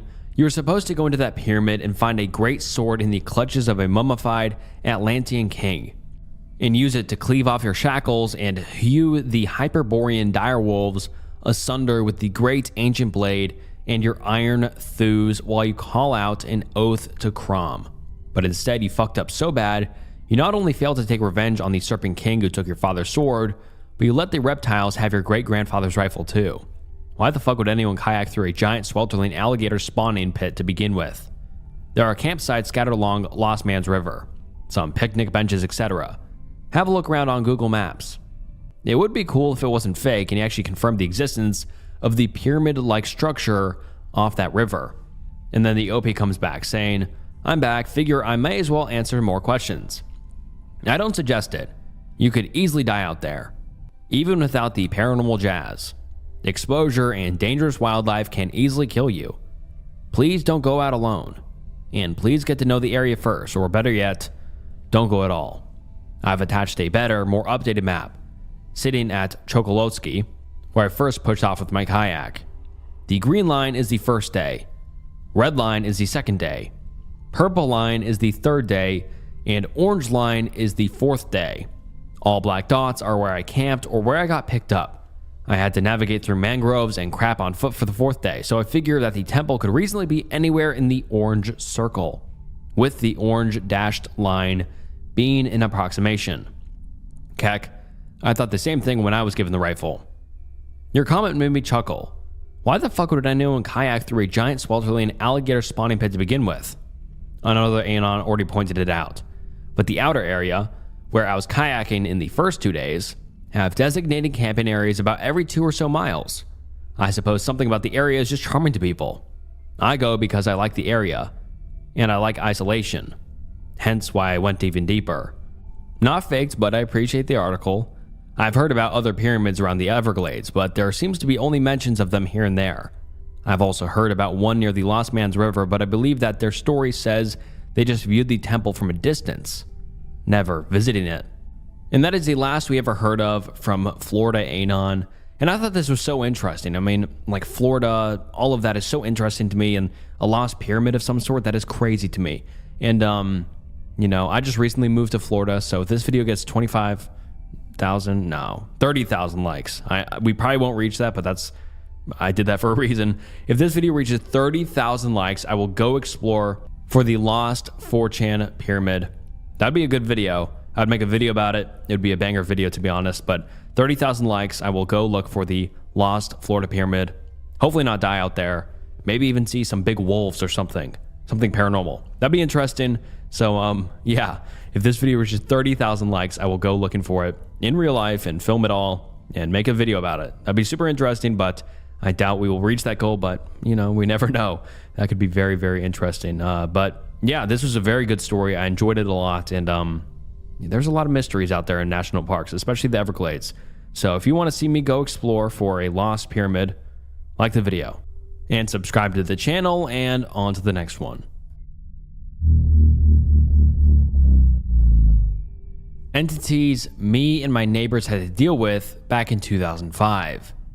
Move into house in the outback in South Australia in 2005. Pretty much every person living in our street had only lived there for under 5 years, apart from an elderly couple that lived at the end of the street. This elderly couple had lived in the street for 40 years and had raised their children in the street. They said strange things happened on that street, and a lot of people can't handle it and leave. They never really went into what scared people, just saying the whole street was haunted or something like that. But they did say it only started happening in the early 90s. First experience I had was a week after moving in. I heard a low-pitched humming sound coming from outside my bedroom window. When I looked out, I saw this tall, black figure with long arms and long fingers, with no facial features. He was slightly transparent. He was backed up against the wall, holding up the garage area of my house. Due to its height, he had to be hunched over. I was looking out for about 5 seconds before it realized I was looking at it. It turned its head towards me, and I quickly ran away from the window and ran and told my parents. My dad went out and saw nothing was there. I sketched what I saw, pic related. And we can see the picture he drew. Black figure, long fingers, long arms, and very interesting. And then he keeps posting and he explains, I started hanging out with the neighborhood kids. We were all teenagers, and they told me their stories, and all described the same figure I had seen. One of the kids was Aboriginal, and we would go visit his grandfather a lot. He called the entities Myaluma, which translated roughly to stranger man. He said that the Aboriginals in the area had been dealing with them long before the arrival of Europeans, and said that they weren't of the land, which kind of meant they didn't belong there or weren't native to there, and that they would take children away and eat them. He said that the Aboriginals cast them behind the creek, but since the creek partially dried up, the Myaluma had once again been able to get into the town. The town that I lived in was built directly over the previous Aboriginal settlement. This Aboriginal tribe wasn't nomadic and had remained in a small area for over 1,000 years. One day, me and my friends were playing cricket out on the flat pitch of desert in between the road and my house. The sun was setting, and as we were packing up our stuff, we noticed that there were people off in the distance approaching the road. The closer they got, the more details we could see, and we noticed that they were fully black, tall, and that they weren't walking but floating. We could also hear a low-pitched humming sound that got louder the closer they got. We bolted back to my house and told my parents, but my parents once again just didn't believe us. I hassled my father enough to drive down on his motorbike to the area we saw them approaching. After 9 minutes, he came back to the house, visibly shaken, saying he saw them, and that I wasn't to go down there anymore. Every time I tried to get details on what happened, he would always change the subject. And then the OP attached a picture of his bedroom window and where he saw the figure standing. So for everyone about to call this story BS, I mean, the OP does include pictures of his house and the area around it, so that does add some credibility to it, in my opinion. But yeah, you see where he points out his bedroom window and where the figure is standing. I don't know why, but that is so creepy and disturbing to me. And he continues his story saying, "One night I was coming home from a party with my friends, and as we passed the empty lot in the street, we saw these two small figures sitting on tree stumps, just staring at us.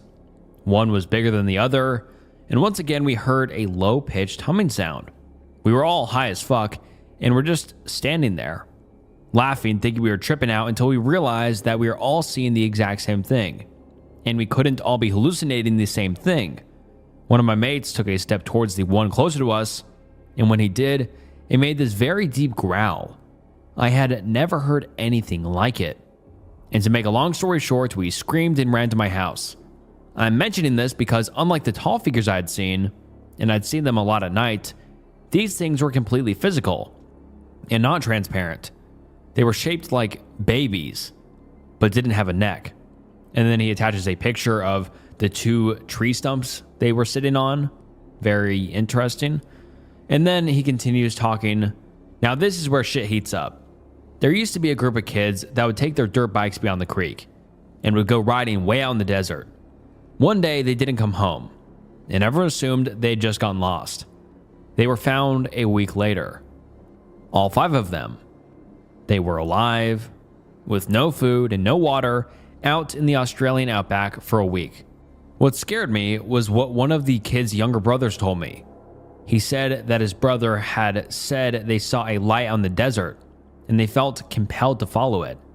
He said he felt like he was in a trance, and they didn't stop following this light for the entire week they were out in the outback. He said no matter how far they kept traveling, they didn't seem to get anywhere close to it. He said if the farmer that found them hadn't have found them, they never would have stopped following the light, and eventually would have died. And then he attaches a picture of what it looks like. It's kind of dark to see, but it looks like he points out his house, and then here's the creek that runs around the town, but due to it drying out, it stops around here. So you can see his house, the creek that he's talking about, and I assume all the way down there is where the kids were. Very cool that he's attaching these pictures so we get more of a perspective. Anyway, getting to the final part of the story. So my mother had gotten sick of me being scared all the time and called her sister, who lived in Adelaide, to come visit. She's a psychic or something. So she comes down. In the moment she pulls up, she tells us not to tell her anything about what we've seen, and that she's going to wander around the street for a while and come back and tell us what she saw. When she came back, she was visibly shaken. She told me that these things were unlike anything she had ever experienced, and that she had also run into the spirit of an old Aboriginal woman. The woman told her that her tribe were a split-off group from the Tharawal and came to that area that would become the town I lived in to escape the Mayamula, but the Mayamula followed them. The woman then showed her horrific images of these things slaughtering Aboriginal children and eating them through a small slit in their mouth. The woman then told her she drowned herself in the creek, so she would act as a spiritual barrier to keep the Maya Mula out. She said this worked until a pyramid-shaped pathway was built facing the way the Maya Mula had come from. This allowed them to come in once again, not the fact that the creek had dried up. And then the OP attaches another image. I can't read the top part, but I think it says, "This is where me and the neighbors would spot the tall figures entering the street, and then pyramid shape in the pathway, and then my house was on the corner opposite to this path." So I guess this is the pyramid thing they were talking about that allowed the Maya Mula to come back. And the Aboriginal woman led my auntie down the path to show her something even more terrifying. After eating the small children, they would rebirth these kids to be their minions or some shit. My auntie said these things are completely physical and live out in the desert, and sometimes come into the town for food. She said these things are harmless and mainly just keep an eye on people for the Maya Mula. My auntie became confused and said if they were killing children just to make them despise, then what was their motive in the first place? It was explained to her that the Maya Mula just seemed intent on inflicting pain and suffering on people. She said that they would R-word women and men alike, make women miscarriage, cause accidents, and kill the weak. Despite this, they seem to have a personal vendetta against the Aboriginal woman's tribe and seem intent on wiping them out.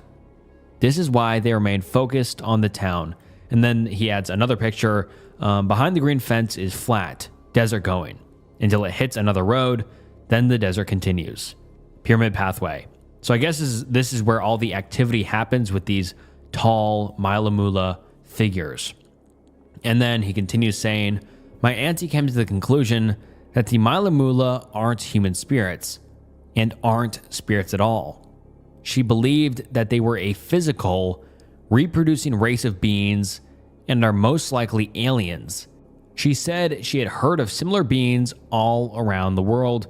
And then he adds another picture, empty lot with the 2 tree stumps. Here's a view of my street.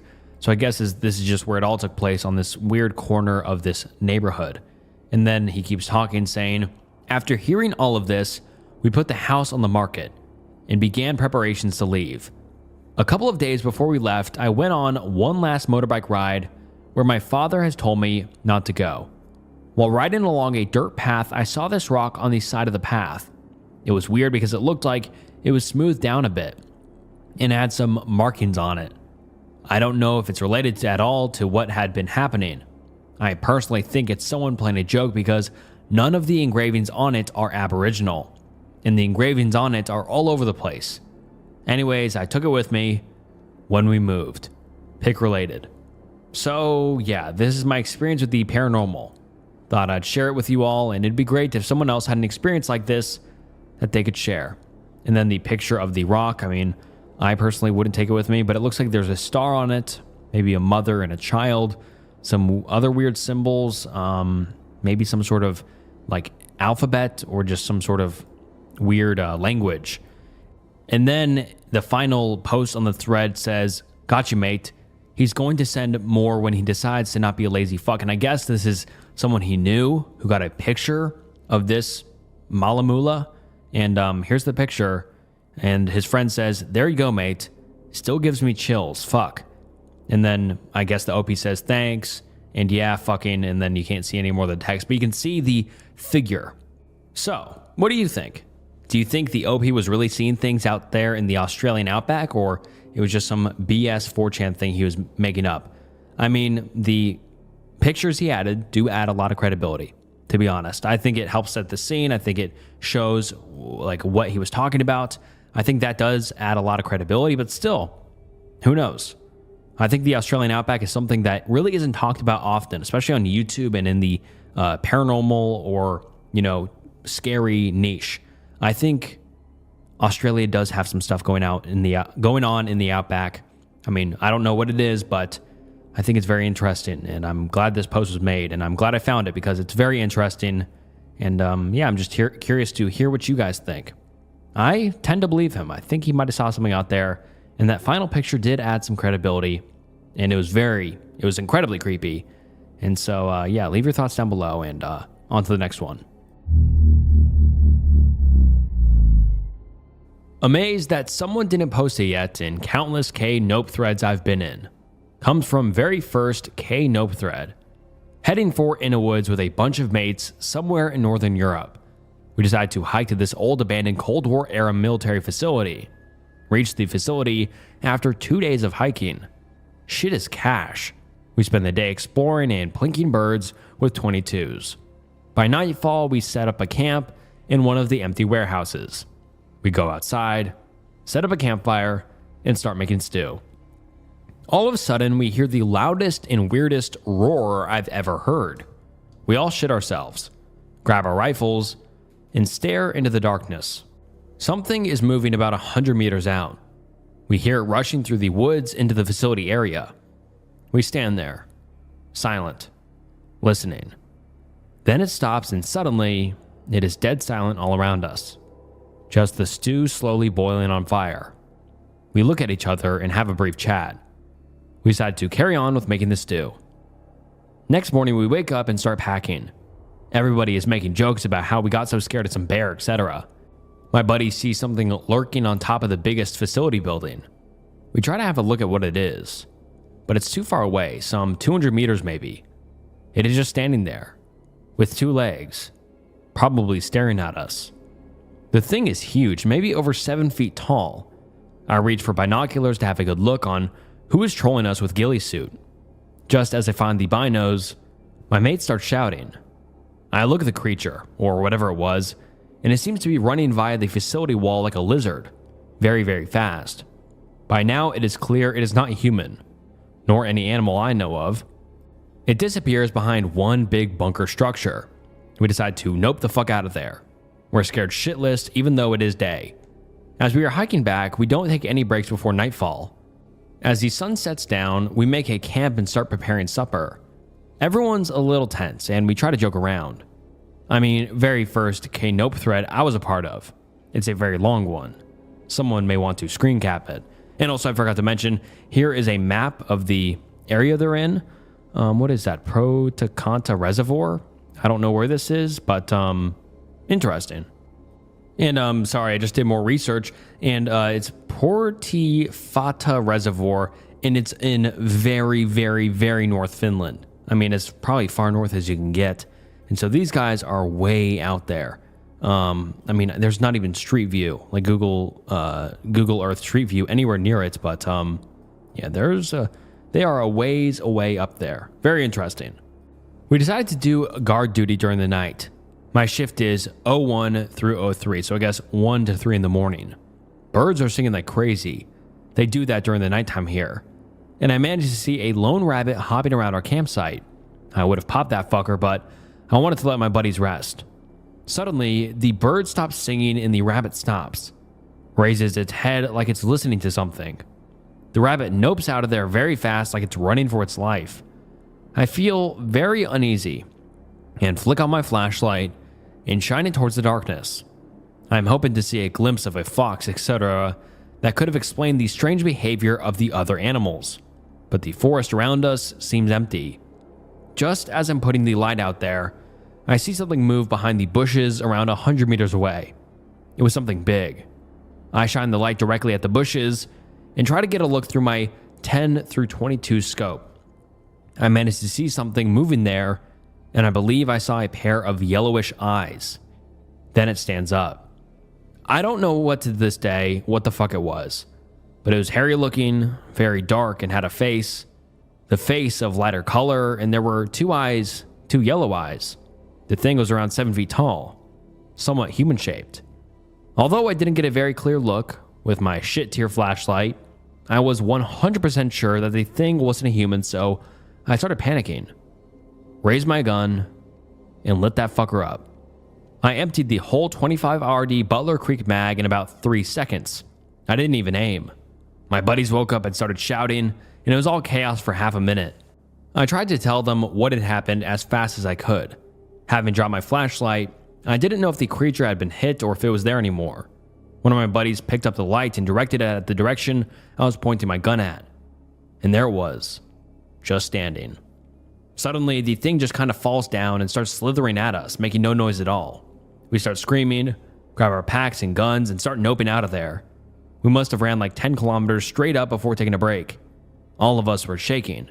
We didn't share a word. We walked the rest of the way to the public campground in DEFCON 1, weapons ready and listening to every crack. I've never been as happy as I was when I saw some German tourists grilling sausages by their RV. They were all like, "What the fuck?" when we exited the woods with guns in low ready stance. We said nothing, walked to our car, and drove away, breaking pretty much every speed limit on the way. We talked about the thing on the way home. None of us knew what it was, but everyone had seen it, and everyone was convinced that it was not a human, nor an animal of any sort. We decided to stay away from the woods for a while. Problem is that the wildlife around here is scared of people, even children, and there has been one bear sighting in over 80 years. Continued, the best is yet to come. Last summer, we decided to be tough guys and find out what the hell that thing was. This time, we would go with 3 ATVs, in case we would have to bail out fast. We took 2 cameras, 3 308s, and 1 1276 with slugs. There were 4 of us, by the way. Load of survival gear, and one of my buddies managed to get a Gen 2 Envy camera. We also had 7 pipe bombs in case shit got out of hand. Yeah, it was kind of lame fake operator tier shit, but we thought we'd get all famous and shit if we actually killed it or got footage of it. Anyways, we entered the woods with our gear and headed for the facility. Again at the facility, everything looks normal and birds are singing again. No sign of anything abnormal. We decided to map the surrounding area and look for anything suspicious. Nothing was found. We make camp at the very same warehouse as we did the last time. Night falls and everything is still normal. We have guard shifts during the night, but nothing happens. Next day, we start exploring the woods area around the facility. We find a peculiar pile of dead trees. Looked like someone had hauled them there. We take a closer look. The trees are arranged in a fashion similar to a huge bird's nest. In the middle of the nest, there is one half rotten moose carcass and a shitload of different animal bones. We start quietly noping back to our campsite. We park our ATVs next to the warehouse. We keep our camp in. We enter the camp warehouse and see our camping gear all torn up. The somewhat expensive cameras smashed to against the floor. Food taken and sleeping bags torn to pieces. Fuck. We take everything we could in like a minute and start driving the hell out of Dodge. It's evening by the time we get back to the public campground. A police officer stops us by the gates and checks our gun permits. Then the officer proceeds by asking whether we wanted to volunteer for a search operation. Our ATVs would be much appreciated. Some hiker had apparently gone missing in the nearby forest, 20 kilometers from the facility site. We look at each other and shake our head. One of my buddies quickly says something about being late and we drive out of there. The dude who went missing was never found. We decided that we wouldn't go in a woodsing in that part of the country anymore. No, we didn't, sadly, but there you go. Dude who went missing actually was found. Local police released it to the media. And he linked the actual article, but it's all in Finnish, and I can't read Finnish, and like you need to sign up for something. And so I'm not going through the whole effort of signing into a Finnish website. Title says, "Missing Thai berry picker found dead in Lapland." So that's interesting. So do you think something was out there? Do you think it was a Wendigo or a skinwalker or something of the sort? Or do you think it's just a 4chan story? But it's very interesting how there is an article of someone who was found dead in the area. So maybe something's out there in the northern Finnish woods. Who knows? A few years ago, in 2008, a native friend and I went up to the Northwest Territories on a hunting trip. A little background. I live in Alberta and I'm in the Canadian Army. 3rd Canadian Division, so I'm a good tracker. My friend, who we will call Penua, which is his surname, is Algo Quion, also a good tracker. He also lives in Alberta, but was born on a reservation. His family had taught him all the legends and customs when he was growing up, but he handles modern society well. Anyway, we drove for a long time. I wasn't keeping track, but it was more than just a few days. We were headed to a heavily forested region west of the Great Slave Lake. Pick related. I believe that's the general area that this happened.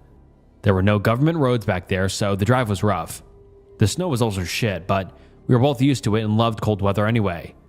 When we had found a good spot to park, we got our things out of the bed of my truck and began our trudging through the snow to find a place to set up camp. We wanted to camp in a place a few kilometers from where we parked, to give us a bit of a challenge. Even though it was very heavy snow, the place was beautiful. The nature was completely untouched. I tried snapping a few shots with my phone, but none of the pictures came out good. It was disappointing, but at least the drive was worth it. After walking for about 3 hours, we came into a clearing in the trees and made the decision that it was where we would set up camp. I began setting up our 2-person tent. And Panowo, and I can't even pronounce this guy's name, I'm sorry, but I'll just call him Pan from here on, it's just easier. And Pan was clearing the snow off of the ground to prepare a fire pit. I had set up the tent and our sleeping bags and helped Pan with the fire pit. Once that was done, I told him to follow me to find some firewood. He nodded, understanding that it was going to be dark soon and we would need fire. We both had hatchets with us and began chopping branches off some of the pines close to the camp. The wood was wet, so it was going to be difficult to get it dry for the campfire. We had a good stack of thick branches and carried them back. When we returned, there were tracks in the snow that weren't ours. They seemed to be a kind of morphed human footprint. Pan and I exchanged strange looks and set our wood piles in the area that was cleared for a fire. "You think someone else is camping nearby?" I asked. Pan shrugged and replied, "I can't say for sure. Normal people wouldn't walk in the snow barefoot." We returned to our tent and took our rifles out of their carrier cases, now alert. "We should get the fire going now. We've probably got an hour left of sunlight," I said. I headed to the pit, set up some of the wood, covered it with some dry hay that I had brought for fire starting, and got to work on the flint. The fire died out early, so we tossed our beers in a plastic bag and headed into the tent. I got in my sleeping bag and fell asleep quickly. I was awoken late at night by the sound of snow crunching. I got out of my sleeping bag as silently as I could, but the movement seemed to alert whatever was outside, and the snow crunching stopped. I shook Pan until he woke up. He knew I wouldn't have woken him up unless it was something serious. I pointed to the tent door and grabbed my rifle. Pan grabbed his as well. I practically tore the zipper down and snapped my rifle up as fast as I could, stepping out of the tent slowly. Pan held a flashlight in one hand and his rifle in the other, pointing the lights in all directions. Nothing, except more footprints like we had found earlier. Something was definitely following us. "I'll get a fire going. Don't you let go of that rifle," I told. Pan nodded and held his rifle with both hands. I got a fire going as fast as I could and pulled my rifle from around my arm and sat close to the fire. We sat there until sunrise, feeling watched the entire time. I was sweating even though it was probably 5 degrees outside. When it was light enough, we made a quick breakfast and decided we would track whatever was following us. For the next 4 hours, we were following a very faint trail. We couldn't be sure what we were following, what made the tracks a camp, or just wildlife. That part was written really badly, but I think he's just saying we don't know what was making the tracks.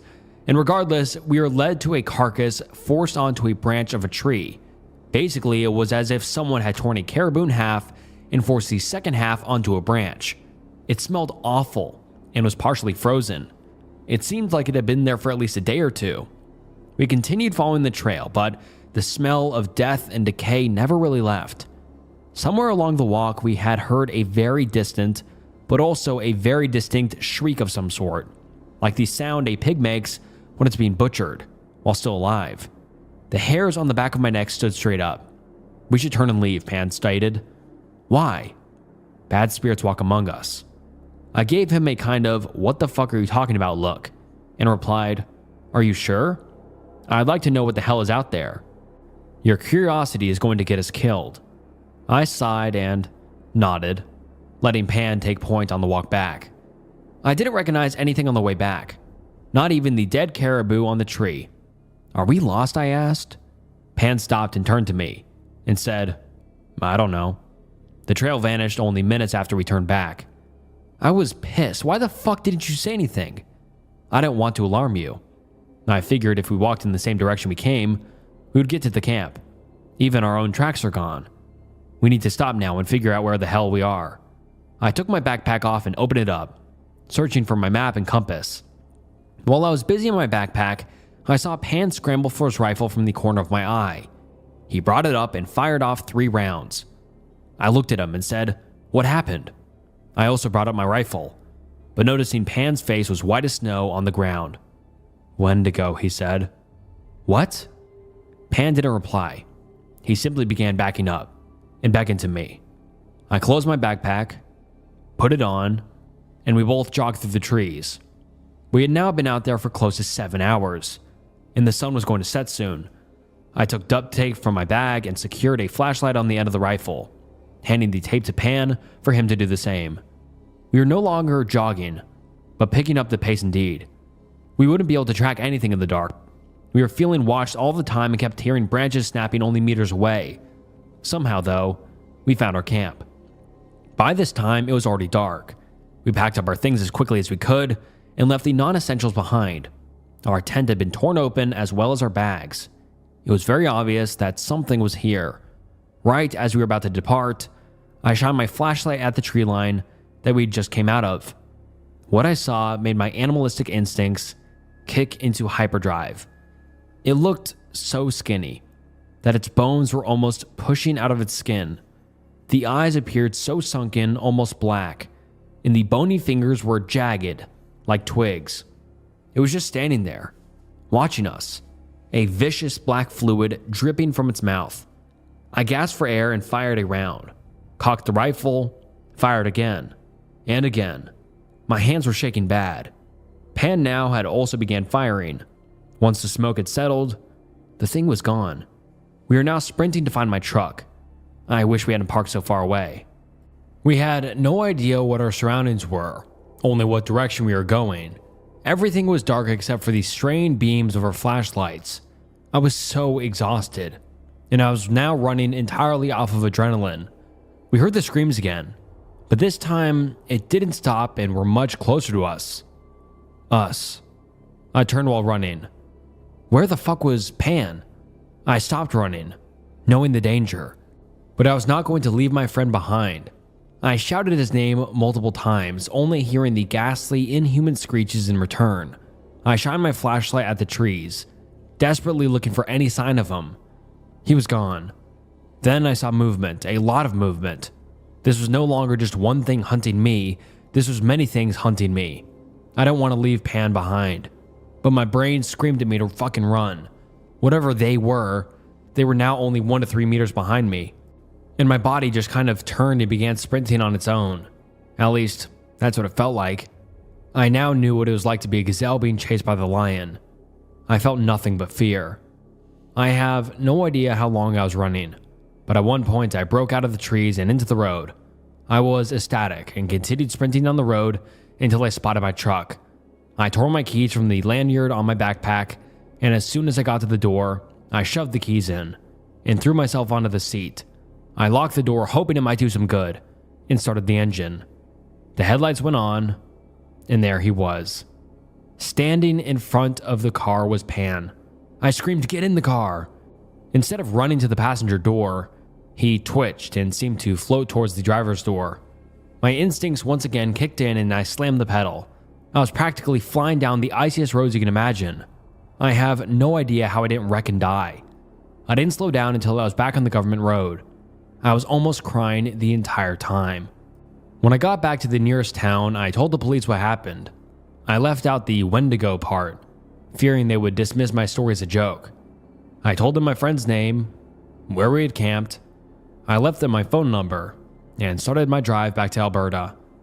I couldn't wait to get back home. They still haven't found him.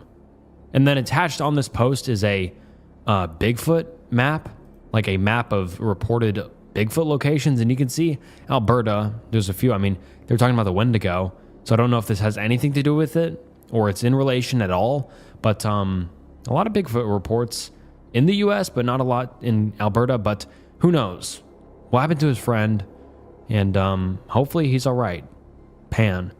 And yeah, I'm sorry I couldn't pronounce that right, but anyways, on to the next one. Today, I want to share a story with B about my winter deep in the Yukon with my grandfather and the strange things that occurred during those dark, frozen months. Quick note, this story is a little long. About 3 years ago, when I was at the spry age of 18, I had decided that I wanted to take a year off of school before going to university. Do a bit of soul searching, if you will. Well, as it happened, my father decided that this would be a great opportunity. You see, my grandfather Dana had been trying to get me to go out to his cottage for a few years now. Learn a little about yourself and your heritage. Now, my grandfather is the toughest son of a bitch I have ever seen in my life. An example. When I was 15, my family took me skiing in Jasper, and my grandfather tagged along. During that trip, Dana hit a fallen log that had ever so slightly covered in snow and plowed straight into a spruce tree. Tore his lip open down to the cheek. Once we caught up to him and started freaking out and talking of getting an ambulance, he just calmly stood up, told us, while his lip was hanging open enough to see his teeth, that he'd be fine and was going to go back to the lodge to patch himself up. As it turns out, this involved him skiing all the way back, grabbing a sewing needle and some fishing line, and stitching his own face back together in the bathroom mirror. An hour later, he was back out on the slopes as though nothing had happened. He still has a vicious scar too. He is a born Swede, a massive guy, around 6'6", and pretty muscled despite being in his 60s. He's a pretty quiet guy and rather eccentric. He lives on his own in the middle of a frozen hellscape at a time in his life where most would be retired, so go figure. The main reason I hadn't gone with him sooner was because my mother was terrified of me going off to live with my crazy relative for any length of time. Despite my father's assertion that I'd be well taken care of and was old enough to fend for myself, this year was to be different though. Through some Herculean effort of coercion, likely involving the fact that I was moving out soon anyway, I was granted to go with him. My family lives in Alberta, and my grandfather off in the northwestern Yukon, past the Minto mine if anyone here knows the area. It was arranged for me to fly out to meet up with my grandfather, who would then drive us out to his home. After landing, I was greeted with the amusing sight of my grandfather standing about a foot above the rest of the crowd, standing forward waiting for me. We had a quick greeting and before long had hopped in his truck and were making trail towards places where no roads go. We drove for a few hours. Not much said between us, though that was pretty standard for him, and finally arrived at what appeared to be little more than a snowy plot near the tree line and away from the road. So, where exactly is your cabin? I didn't see it on the way over, I asked him. He turned to me and smirked. About 3 days of hiking that way. He pointed into the trees. And so began one of my adventure. Pack slung over my back and snow up to my calves as we began to walk. The first day was pretty normal. Something that was not going to last, let me tell you now. Along the way, he would point out animal tracks and different plants, giving me the basic wilderness survival rundown. Now, I'd been raised on a small acreage outside of the also small town of Athabasca, so I was no stranger to the wilderness, but even still, my grandfather's knowledge of the wilds seemed near encyclopedic. Anyway, the first day came to a close as the sun hung low in the sky and the snow glittered in the twilight. A beautiful vista, if ever I had seen one.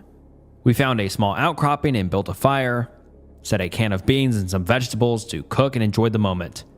I slept pretty soundly, given the negative 20-ish weather. On the eve of the second day, I was shaken awake and told to start walking. We don't want to spend more nights out here than we have to. It's only going to get colder and these woods are dangerous. Gathering up what I had, little more than a sleeping bag, clothes, some provisions, and 2 knives, we set off again. Now let me tell you, there's nothing more tiring than pushing through snow up to your crotch in the middle of the woods for hours and hours. I like to think I'm in okay shape, but by the time we stopped for a break some 4 hours later, I was about ready to die. My grandfather, of course, seemed unfazed by it. It was around this time that I started to take note of a few things. For anyone who has lived near or spent a lot of time in the woods, you know it's a pretty lively place. Lots of noises and things moving around. Not here. In the winter, everything is still and quiet. A strange feeling when you've heard all your life that if things go quiet in the forest, something bad is near. The uneasiness was offset somewhat by the fact I was still trying to see to it that my lungs were going to explode and my grandfather's calm, uncaring demeanor.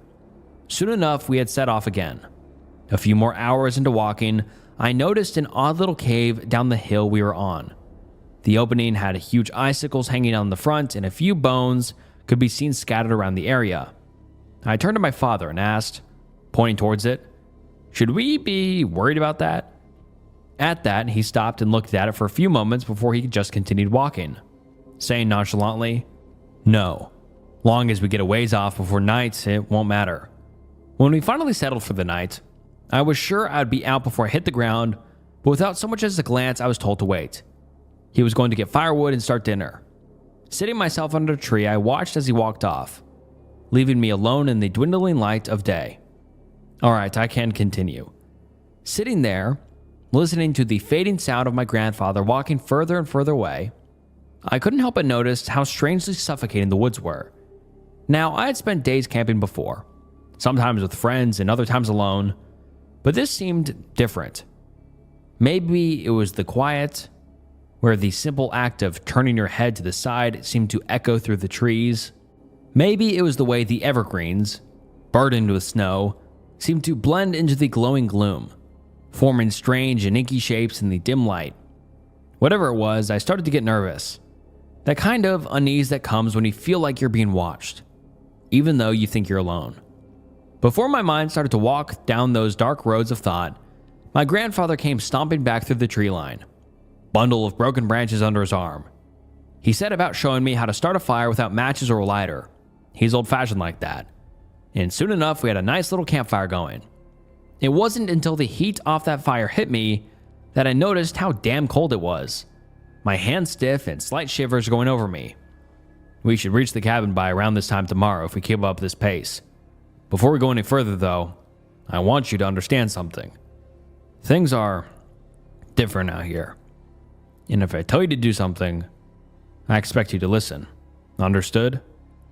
I nodded and told him my dad had given me the rundown before I left. Oh, how much did he tell you?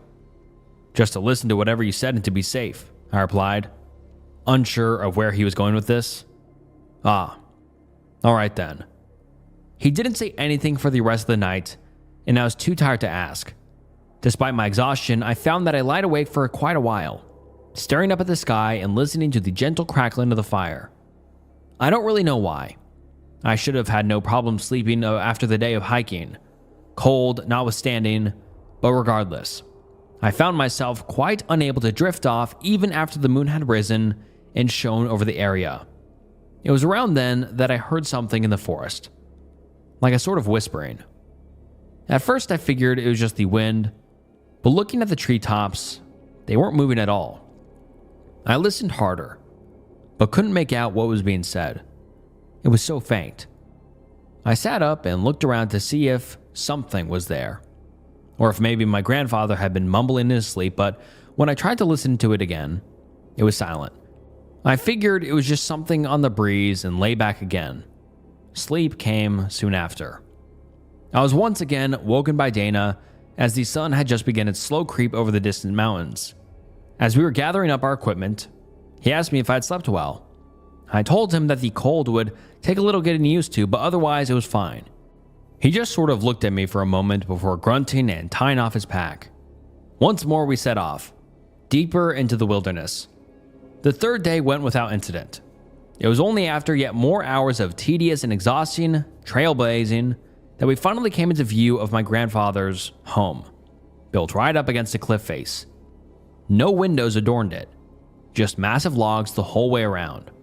A small chimney rose up from the roof, easy to spot given that the trees had been cleared in about a 20-meter radius around the cabin, replaced with numerous small wooden stakes set at varying intervals. As we got closer, I noticed that they were actually fence posts. Barbed wire was strung between them, and every so often there was a much taller post, set a ways back from the fence.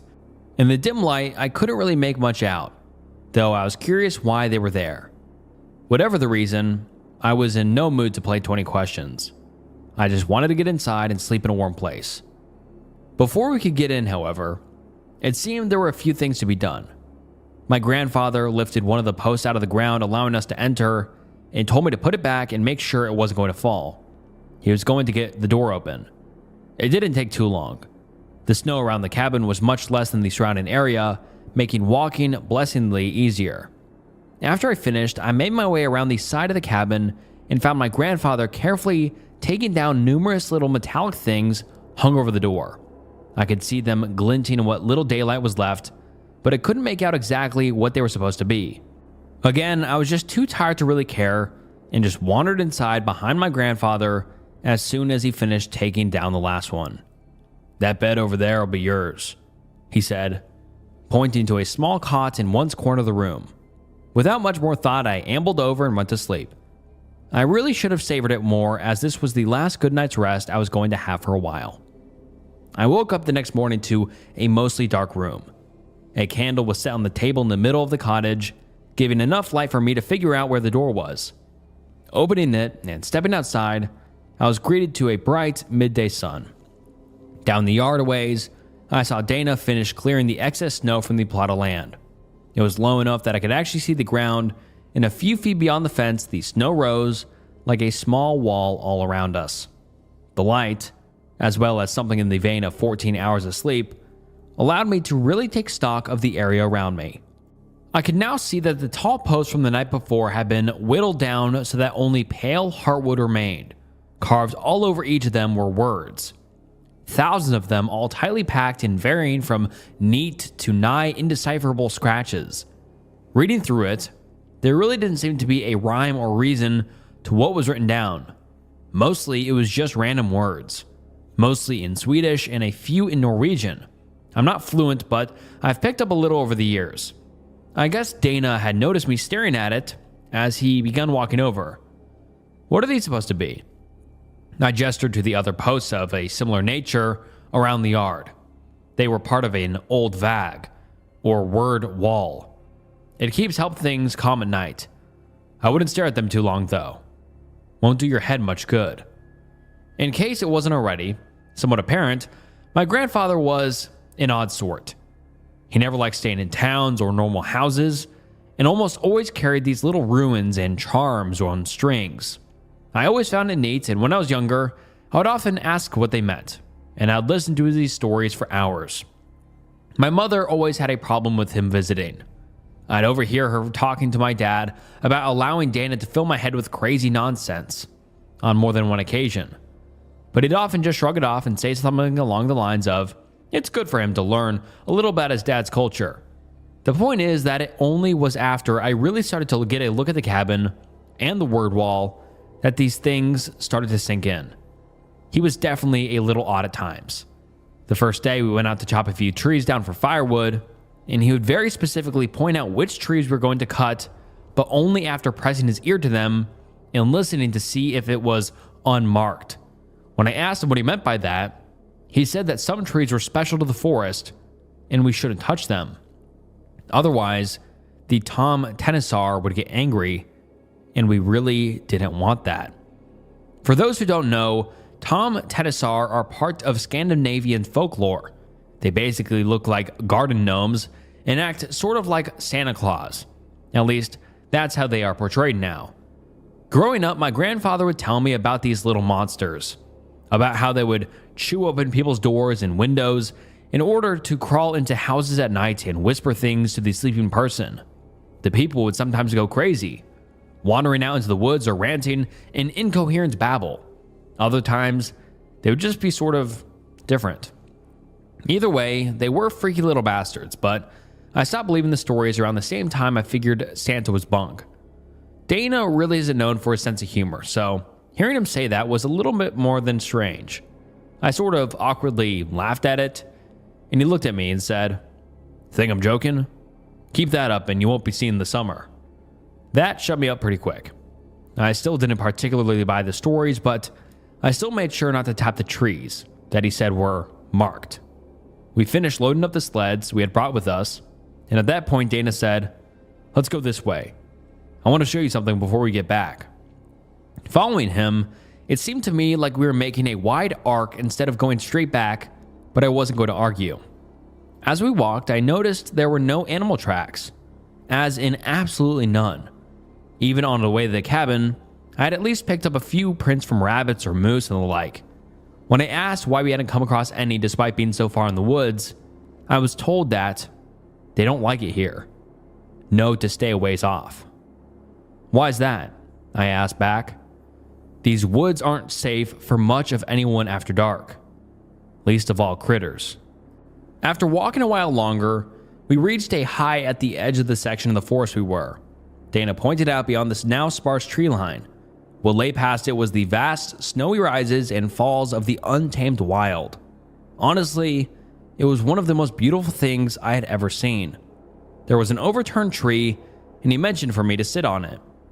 For a little while, we just sat there, taking in the view until he sighed. Now, I knew you were going to be new to all this for a while, but I think you ought to know. Things are different out here. I need you to trust me when I tell you something, or else it could get us both killed. You understand? I said I did. I figured that he had taken my reaction to him talking about Tom Tenazar to heart. He may be strange, but he means well, so I figured I would humor him and make things easier for the both of us. That would prove to be a very bad idea. Once we got back and finished stacking the firewood, Dana broke out more of our dwindling provisions. And as we were cooking, he said that tomorrow we would need to go hunting. If we caught anything, he would show me how to properly butcher an animal. We ate and settled in for the night, but as we were settling in, he told me that if I ever got up in the middle of the night to use the outhouse to the side of the cabin, that I should always bring a candle, no matter how bright the moon was, and that if it goes out, I should come back inside right away. With that, he set a small dangling thing up on the door. Pick related. When I asked him about the thing on the door, he told me it was there to confuse anything that was trying to get in. Later during the winter, I found out it's supposed to be a rune for illusions or disguises. I guess the idea is that it would help make it harder to tell what was inside the cabin if something got inside the door. The next few days we went out hunting. For the first while, we didn't catch anything. It wasn't helped by how we needed to head a fair ways away from the cabin before we saw any signs of animal life. And Dana always insisted that we be back before night fell. On top of that, he didn't bring a gun ever, just a bow and some arrows. I know bow hunting is a common enough practice, but given that bears roam these woods, I figured it would be nice to have something with a little more stopping power. When I mentioned this to him, he said that it would cause more trouble than it would prevent.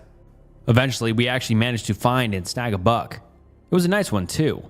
Enough meat that we would be alright for a while. We threw it on the sleigh and began dragging it back home. Yet more hours ticked away before we got back to the cabin, and something rather interesting was waiting there for us. Ravens. Normally this wouldn't seem so strange, but when I hadn't seen signs of life save the trees in this area for almost a week, it seemed a little off. Dana stiffened up when he noticed it too. When I asked him about it, he told me, "Drop the sled and come with me. We're going to need to butcher this fast." Not sure where this was going, but remembering our conversation from earlier and figured that would be best to just go with it. We circled around the cabin, the ravens sitting on the roof watching us the whole way. Lying in a small snowdrift in front of the door was a rabbit's head. Just the head, cleanly severed. The snow was still bright red, so it had to have been pretty fresh. There was also a little indent through the snow leading up to it. Made it look like it had been thrown over here. Well, it could be worse. We don't really need the head anyway. When I asked what he was talking about, he told me, "It's only right to return a gift with a gift. Take that inside and meet me near the butcher shed, a little ways off and past the wall, a couple feet off the tree line." That evening, we butchered the deer, and when we were done, my grandfather took the head, antlers and all, and walked out into the woods a short ways before gently setting it down and coming back. We brought the rest of the meat over to the cabin, and Dana took the rabbit's head off the table where I'd placed it. That night, we had rabbit stew and potatoes. When I asked about why we were going to just eat something we found sitting there, he told me it would be just rude to throw it out and it wouldn't be wise to insult the neighbors. There are other people out here? I thought you lived alone. Alone? No, I just don't live by people. Who are your neighbors? I thought I already told you. The Tomtenzar live here. I didn't really have a good response to that. The next morning, when we went out to check the fence, as was becoming routine, I walked out to see the spot he put the head down. There was nothing there. Not even a bit of blood. The next few weeks went by in relative peace. We would collect firewood on every so often, we went ice fishing occasionally, and every morning we cleared snow away from the cabin. The temperature continued to drop as the winter solstice drew near, the already short days becoming a scant few hours of near perpetual twilight. You'd think it would get old seeing the same setting sun throughout most of the day, but you'd be wrong. It managed to be breathtaking each and every time. I probably would have stood there staring at it all day if I wasn't being ushered along by Dana. Things probably would have continued much the same way if I hadn't fucked up one night. It was somewhere around mid-December. You start losing track of the days out there, especially when they are mostly night. And we were going ice fishing again. We set out early, as the sun was just barely peeking over the distant mountain range, and hiked for about an hour until we reached a small frozen over lake. We set about like always, checking the ice thickness and cutting a hold, etc. After only a few minutes into it, we heard the snapping and cracking of branches behind us. We both stopped for a few moments before my grandfather said it was fine though. I could tell he was bothered. Every so often he'd look back and scan around the trees. We weren't having much luck with the fish, and we're about to call it in for the day when I got a tug on my line. I pulled up a big trout and thought that this was great. We hadn't had fish in a while. When I turned to see if my grandfather had noticed, I saw him just sort of staring at it. A little confused, I gave it another look over and saw that it had a few huge gashes taken out of it. Little indented lines cutting through the gray scales. Throw it back. This isn't ours to take. Okay then. I was a little nervous at this. Although not too much had happened during my time here, I had at least managed to pick up that when Dana got weird like this, it was best not to argue. I threw the fish back into the pond, and when we started making tracks back to the cabin, along the way I noticed that the trees near the lake, the ones we heard the noise coming from, had huge cuts taken out of them. Not like an axe or bear claws, more like numerous small chunks had been ripped out and thrown around. I asked what that was about, and Dana just started walking faster and said we shouldn't come back here. It wouldn't be safe. One of my more frequent chores was to go out and make sure the Ord Vogs posts were still secure in the ground. Of the many things that my grandfather was methodical about keeping just right, the word wall came second only to our food stores. This mainly involved going out and giving them a solid shove. If there was any shift, I needed to hammer them in and pack the snow tighter around the bottom until I could no longer get it to move. Anyway, that night he insisted that we go over all of them again before going to sleep. And so we went out after finishing our dinner, mostly deer. You'd be surprised how long a single deer can last. He took one end of the yard and I took the other. It was getting blistering cold out, where any bare skin started to sting. A cloud cover had swept over the land. There were no stars and no moon tonight, and the sun had dipped below the horizon, leaving everything in inky black and gray. It was quiet again, like on a trip up here, where every little movement you made sounded like an earthquake. A little ways off, I could hear my grandfather working, the shifting of his coat and the snow being pressed underfoot. I was about 3 posts down when I found one that was a little loose. I straightened it out and picked up the sledgehammer we used for driving them back into the ground. As I lifted it up and got ready to bring it down on the post, cringing because I knew that in the suffocating silence of the forest, this would be very loud, but as I was about to swing it, I heard something, like a quiet hissing mumble.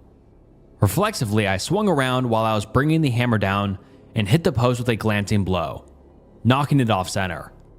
Spinning it around, I tried to listen for it again, thinking maybe it was my imagination. The woods will often make you think you're hearing things that you aren't. After a few seconds of nothing, and figuring that it was either just me imagining it or overhearing Dana saying something to himself, I turned to start fixing the post again. But just as I put my back to the trees, I heard it again. It seemed so quiet that I couldn't make out what was being said, but I'm sure that it was someone whispering, quickly and in a whistle-like tone. I really started to freak out. I slowly began walking towards the cabin, my back to it, in the cliff face as I scanned the trees looking for where it was coming from. The noise didn't seem like it had a direction to it. It was like it was everywhere at once, still quiet and indiscernible, but very much there. While in panic mode, combined with just being tired and cold, I got it in my head that if I threw something into the woods, it might scare off whoever was there. Reaching the woodpile we had outside, I picked up a small log and threw it into the tree line and started shouting about how whoever was there needed to come out. My grandfather comes running over. My name. "What the fuck are you doing?" I told him I heard someone talking nearby, and before he can say anything, the trees near where I threw the log started to shake and I could hear snapping branches. "Get inside right now," he said, not taking his eyes off the trees, and so the two of us backpedaled into the cabin. By the time we closed the door, most of the trees had started shaking. The once oppressive stillness of the woods replaced with something akin to a hurricane. That night, neither of us slept. We just sort of stared at the door, my grandfather holding his hunting knife. Throughout the night, the sound didn't die down. It was so loud and so violent, I thought the trees must have been snapped in half. Periodically, we heard things hitting the cabin wall, crunches and ripping noises from every direction. I told myself that it was just branches and the like hitting the wall, that it was just a bad storm. Around an hour before dawn, things started to settle down, and soon enough, my grandfather got up and went outside. I heard him start to swear and curse, so I hurried out after him and saw what had been done. The outside walls of the cabin had been covered, every inch from top to bottom, with words, violently slashed into the wood. Chunks had been ripped out of the corners, and the fence was in ruins. Some of the barbed wire having been thrown into the treetops, and many of the posts smashed into splinters. After a string of curses that I could barely even understand, he started to calm down. "Never do anything like that, ever. Come on, we need to get the fence fixed before nightfall." And like that, he set off to start gathering up the broken fences. At this point, I had gone from thinking my grandfather was a little unhinged and had started to take his native folklore to heart, right up to thinking he was the sanest man on earth. I helped him pick up the scattered remains of the fence. Every so often, we would find little bits of fabric or hair stuck in the barbs. I didn't want to ask why. We were making good time on having the barbed wire fixed, but I was still worried. Most of the posts that made up the word wall had been broken or were missing. When I asked about this, he said that they won't like it, but hopefully they just did this as a warning. Tomorrow we'll go hunting and bring them back something. A thank you for not killing us last night. Just as the sun started to set again, at this point in the year there was only about 6 hours of daylight, making it very difficult to do much. We had managed to get the barbed wire back into a rough semicircle around the cabin. Given the damage that had been done that night before, I asked how much good the barbed wire actually was, and he told me that it didn't stop them, but it slowed them down since their beards and hats would get tangled in it, and they had a hard time getting free. I couldn't tell if this was a joke or not, but at this point, I was about ready to believe anything. Little did I know, I hadn't seen anything yet. The problem was that when the occurrence happened, it was almost December 21st, and that means that the cold was near unbearable. That, and there was so little daylight that by the time we got to the part of the wilds where animals roam normally, it was nearly time to begin to head back. The first day we went out and searched for signs of animals we could bag, we didn't see so much as a squirrel. That night, the wind was howling again. The creaking of the cabin would get to the point where I thought it would collapse on us. And all the while, I would stare at the cracks between the log walls, where the candlelight didn't touch, and I could swear I saw things moving in the dark. When I finally did drift off to sleep, the last thing I heard was a quiet whispering, like I had before. The next few days were no better. Each time we would go deeper and deeper into the woods, usually in the direction of the distant mountains. We would be frozen stiff to where walking was a challenge for me. I have no idea how my grandfather managed it at his age, but he never slowed down, and we would come back empty-handed. Each night, the woods would be louder. The shadows in the cabin seemed to draw closer to the candle than the night prior, and the whispering seemed to get more intense as well. So much so that I started to make out words, though none of them were in English, and if they were Swedish, I couldn't understand what I was hearing. On the third night, I asked if Dana could also hear it. He told me to try not to think about it. Each day was more overcast than the one that came before. The daylight was just a lighter shade of gray. It started to get to the point where our own food stores were getting low. Our need to find something became doubly desperate. It started to get worse by the fifth day. It started to snow. Not your simple puffy white snow that you see further south. No. This was big, heavy, and wet flakes that seemed more like little snowballs landing everywhere. They clung to everything, weighing us and the trees down alike. All the while, as we walked in a misty forest where we could hardly see more than a few meters, I kept swearing I could see things out there. Little shapes sitting on rocks and tree branches that would be there one moment and seem to disappear as soon as I looked directly at it. I asked my grandfather, and he told me not to acknowledge them. Just keep moving. The longer the days went, the more of them I would see. It was on the 9th day of trying and failing at our hunts that we returned to a troubling sight. All along the tree line surrounding the cabin, a couple meters off the barbed wire fence, there were a number of large stones, big boulders that came up to my chest. Most were oddly shaped where the tops curved off in a direction. They were all pointing at the cabin. They had been placed every few feet along the tree line, almost like a fence of the forest's own. When we saw that, Dana stopped and said, "Pack your things. We are leaving at dawn." I wasn't going to argue. Even as we got past the fence and closed the door, I felt like we were still being watched from somewhere out in the snow. It was too dark to see any of the little shapes that had been following us whenever we went outside, but I knew they were there. Hardly a moment when they weren't. We didn't sleep long. Sometime in the middle of the night, between the howling winds and the biting cold, there was a deafening crash and the door split down the middle. Snow and frost flying in and blowing out the only candle before we even knew what had happened. There was a scurrying noise, and after a few seconds, my grandfather had managed to light a little oil lantern he had hanging by the wall.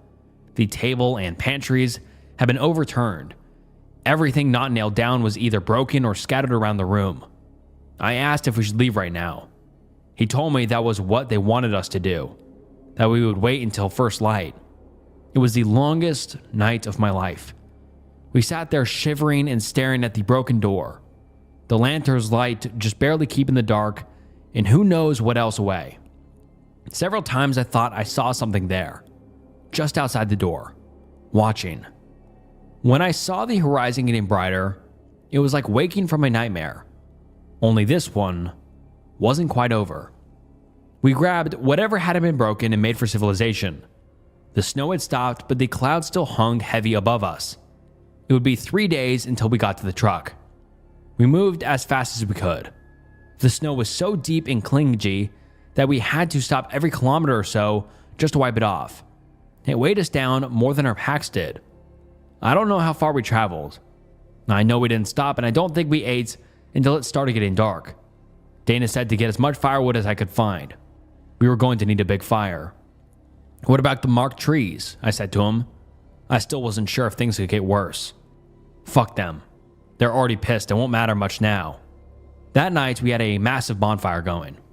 I'd bet you could see it from one of the mountains, it was so bright. Even so, we could hear them out there. The whispers never stopped. Every now and then, a branch or rock would come flying out at us and the fire. It didn't make for a restful night. Around an hour before dawn, the snow started again. The second day was worse yet. With the snow back, the little fucks got brave and started coming in close. Every now and then, we'd get hit with a something that fell from the tree branches, or a tree along our path would fall down and make it harder to progress. We didn't walk. We ran through those woods. I didn't think I could run so far, but I don't remember either of us stopping. We just managed to stumble into a little clearing as the light was fading again. We hurried and grabbed whatever wood we could find and tried to start the fire. The wood was wet and uncooperative, and the shadows started to close in. We could see the little moving figures at the edge of our vision again. I guess Dana was getting to his wits' end because he grabbed the little oil lantern and broke it open, pouring the oil across the logs and lit it up with the lantern's sparker. The shadows retreated for a moment, and I think the little monsters were hissing at us. We were left mostly alone that night. Hell if I know why. Maybe even they need to rest sometime. The snow hadn't quit yet, so by the time we woke, we were both mostly covered. We set out before the sun rose. I think Dana didn't trust us to make the rest of the way in only a few hours of light. The trail was a fucking mess. Trees and rocks littered the animal trails, and the bush was so thick with evergreens that it was no better. It was slow going, and of course we were still being followed. We would still catch sight of them at the edge of our vision, watching and whispering in tune with the wind. I couldn't even tell which was which by this point. Sometimes I still can't. For whatever reason, we were left mostly untouched on the rest of the way back. The poor trail conditions slowed us to the point that it was already dark and we still hadn't made it back to our truck. Dana didn't want to stop though. He said we were close and didn't want to risk another night outside. I'm not sure when it was, but we eventually made our way out of the trees and onto a road. We followed it for a few minutes until we saw it. The glorious steed that would get us out of that place.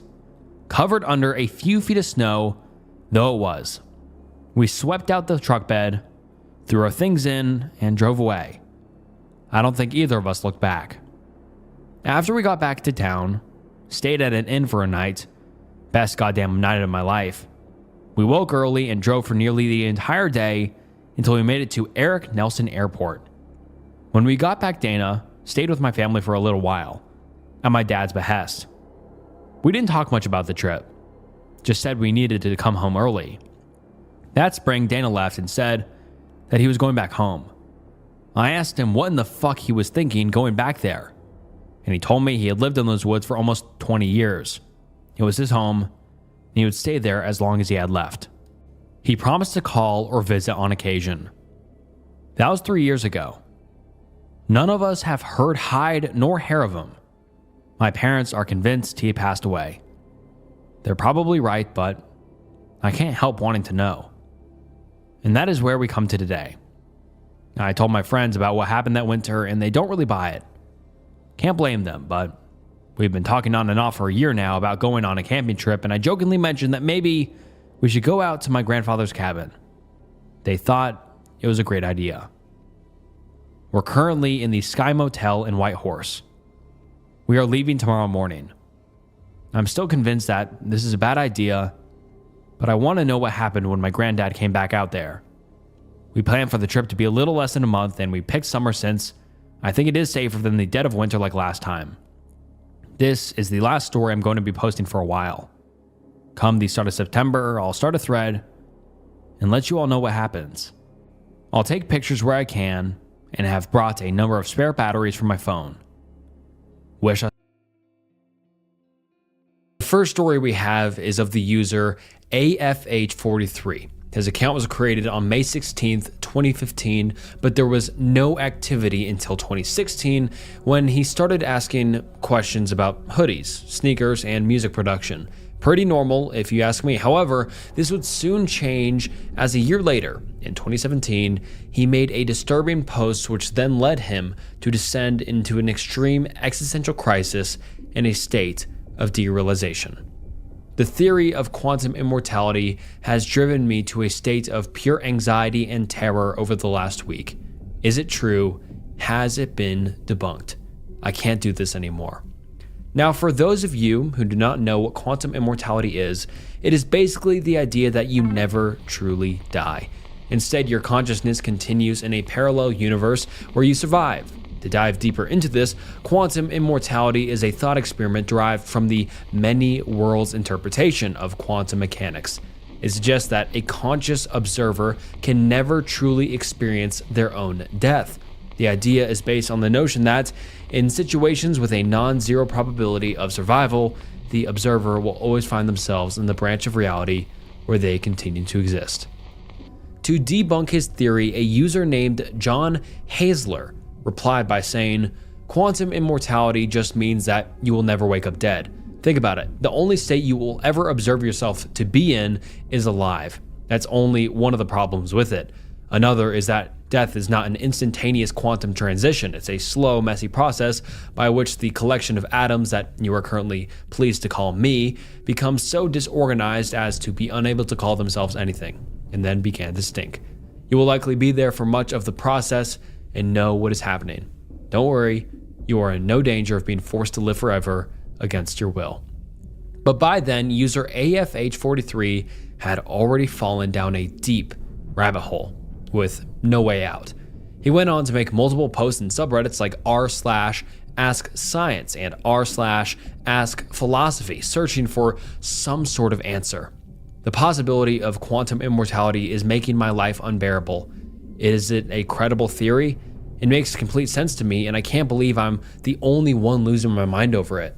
I'm freaked out at the possibility of quantum immortality. Is it a credible theory? Scared of quantum immortality, please help me. Why don't you believe in it? The theory of quantum immortality has driven me to a really dark place. I'm living in a state of pure terror. Is there reason not to believe it is true? His paranoia kept on growing, and with each passing day, his anxiety worsened.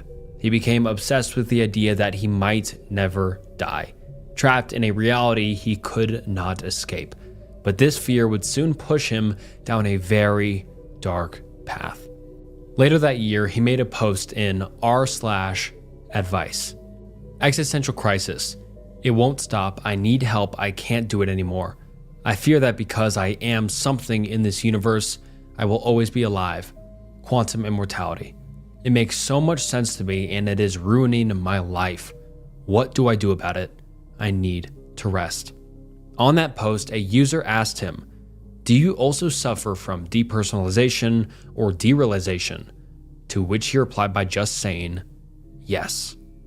He had completely lost touch with reality, sinking into thoughts that the human mind isn't meant to comprehend. In another post on r/AskPhilosophy, he opened up a bit about his fears, but for him, this wasn't just a philosophical debate, it was a terrifying possibility, and it was driving him to the edge. That's when he reached his breaking point and made his final post. Quantum immortality. I am killing myself soon. It's too much. I can't do it anymore. Then his account went silent.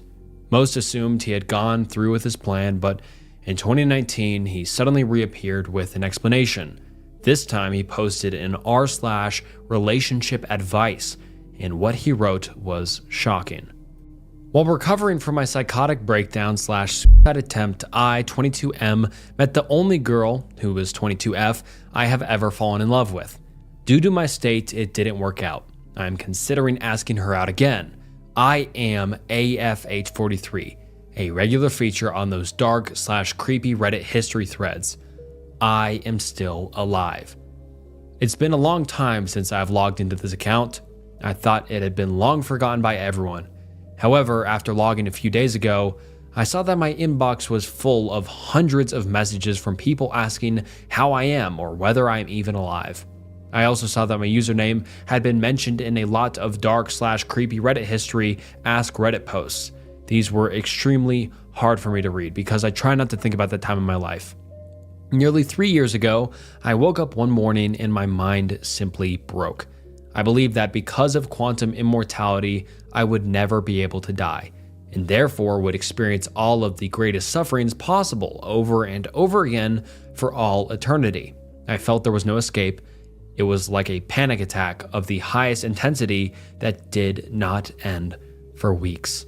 For the first time, I understood what Emil Corian meant when he said, "We dread the future only when we are not sure we can ourselves when we want to."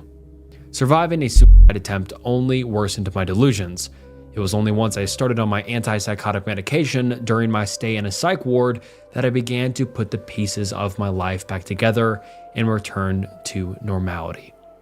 It was during the process of getting back on my feet that I met a girl whom I completely fell for.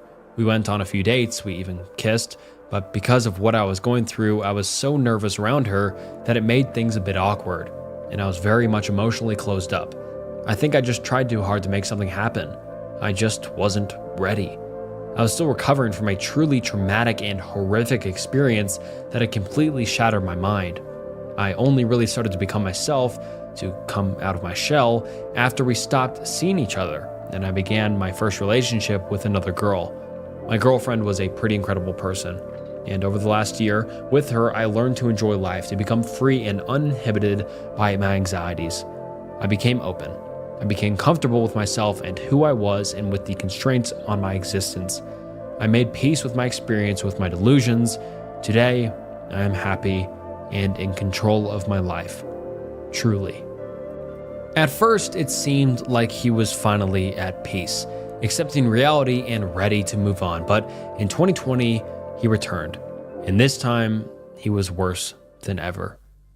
I'm still here. Unfortunately, I'm still here. For a few years now, my life has been pretty good. But at the moment, I'm having an unrelated breakdown and I'm in hospital for another mental reason. I wish I could commit suicide, but I'm still too scared. Maybe it's worth facing it though. I'll have to face death eventually. I'm stuck in hell and my life is f***ed. I might turn to drugs to have some relief from this relentless pain. I just need to sleep and never wake up. Maybe that can be my reality. I just can't do this. I feel alone. I'm terrified and numb at the same time. The default state of my life is suffering. If anyone can help dissuade me from QI, short for quantum immortality, please tell me. But please don't make it worse for me. I'm in agony. Nothingness is a beautiful thing. I just want out. I know it will transfer the pain to other people and that makes me feel horrible. I wish I didn't have these beliefs. If I didn't, I wouldn't be here right now. Since my last post, I've been diagnosed with OCD and that explains a lot. I've been given Seroquel today to help me start thinking rationally. This may sound stupid, but the situation has to do with heartbreak and very specific and absurd triggering factors related to it.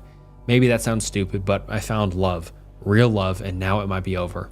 Life is suffering. I am suffering. I don't want to be here anymore. I wish this was physical pain instead. I really envy Emil Coran.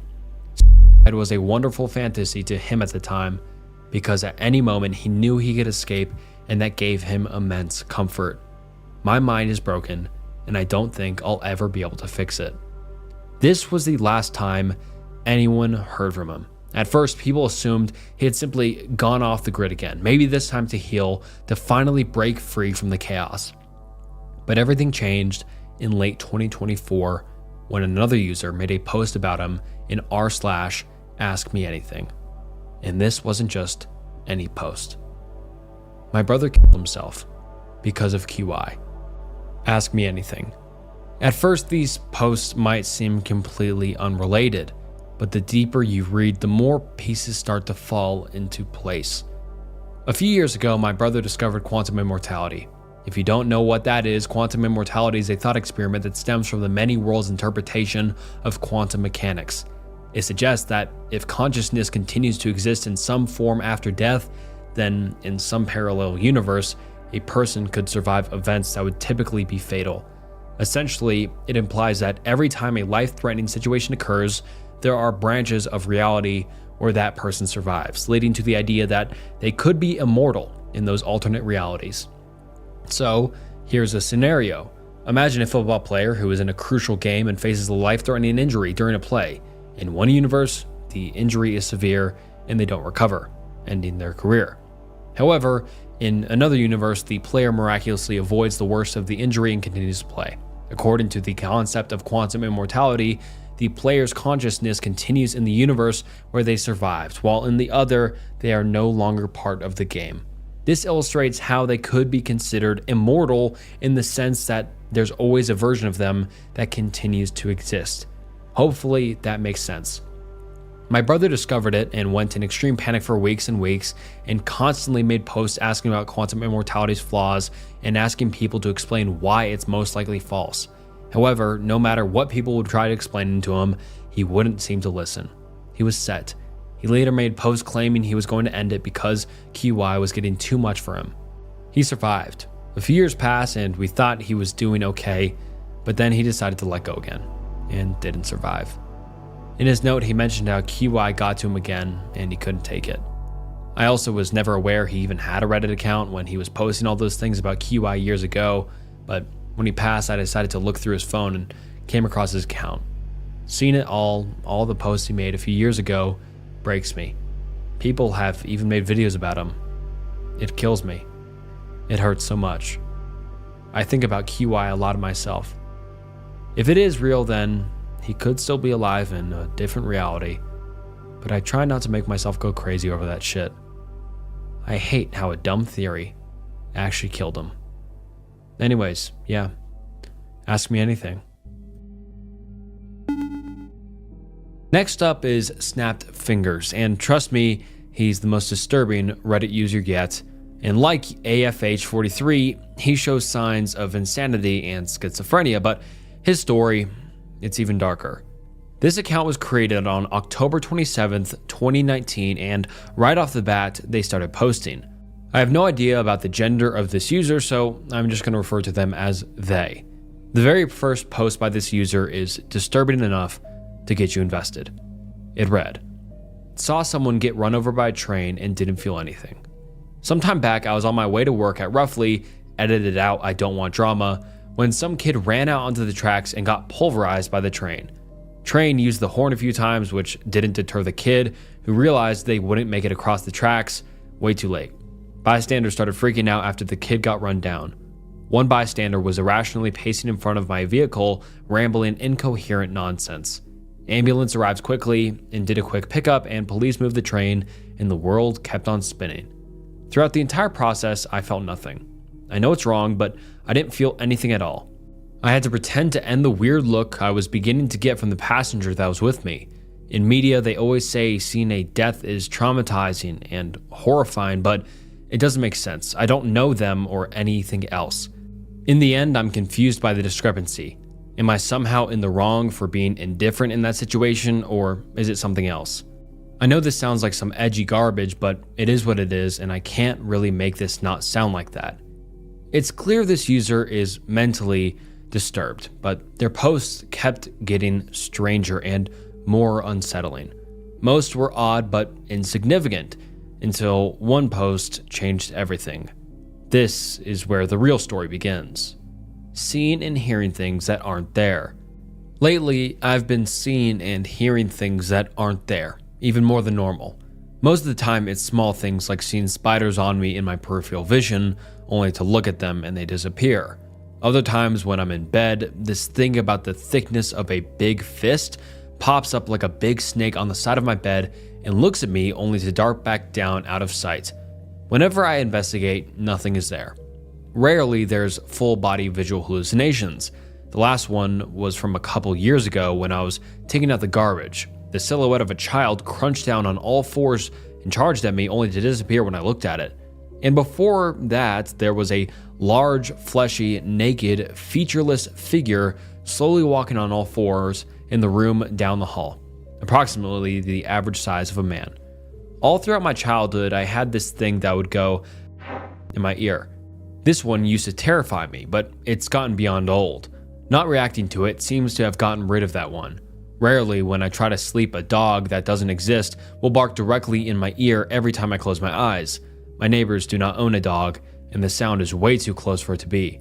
The trick to getting rid of it is closing one eye at a time to mess it up, and it won't come back for a long time after. Most of my life, I've been seeing and hearing things, but lately, the small ones have been happening more often, mainly the spiders, and the things that pop up on the side of the bed, and small moving shadows. Relatives are super into supernatural, which I do not believe in whatsoever, so they are aware I have seen and heard things. It was just summed up as ghostly mumbo jumbo. I do not inform them about what I see and hear anymore because it's pointless and makes it worse. Burning shit in my house doesn't solve the problem. Talking about them gives them strength, and that strength builds up to bad nights where I'm swarmed. I don't want doctors involved. They've treated me as a science experiment before for other things, medical, and I don't want that again. I do not want medication. I want to remain myself.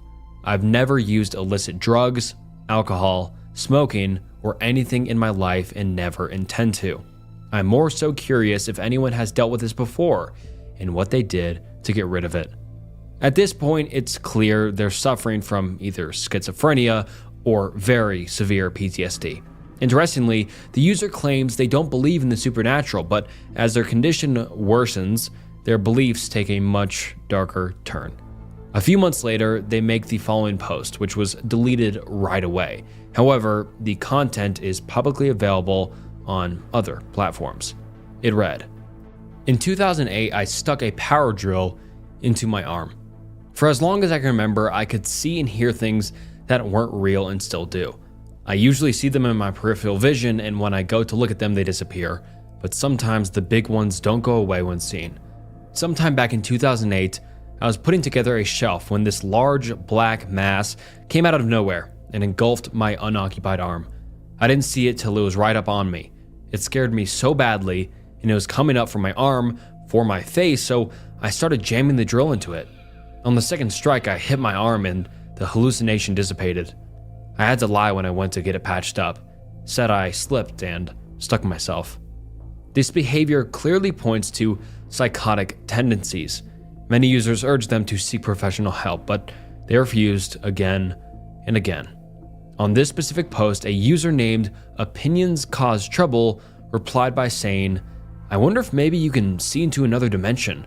I hope this doesn't cause you any more pain. Why is it when you see more than others, you are an asset to a team, but when you see things other cannot, you are crazy? I hope we find a balance in this world, however you see fit." Snapped Fingers replies where things get interesting and downright creepy. "Funny you'd mention that. There's these spiders that sometimes show up in my peripheral vision, and when they are seen, they vanish.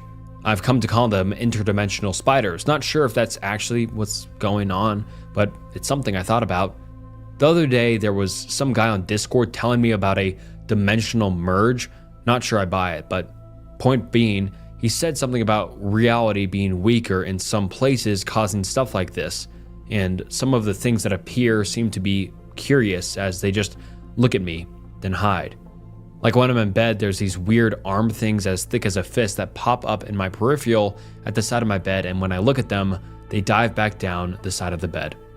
Just months ago, this user didn't believe in the supernatural, but now they were starting to believe that they were seeing interdimensional beings and that these visions were more than just a mental illness. By late 2019, they made another post, one even more concerning than the rest. This time, Snapped Fingers wasn't just considering it a possibility, they were convinced. "How much of you do interdimensional beings require to leave you alone for good? Blood ritual.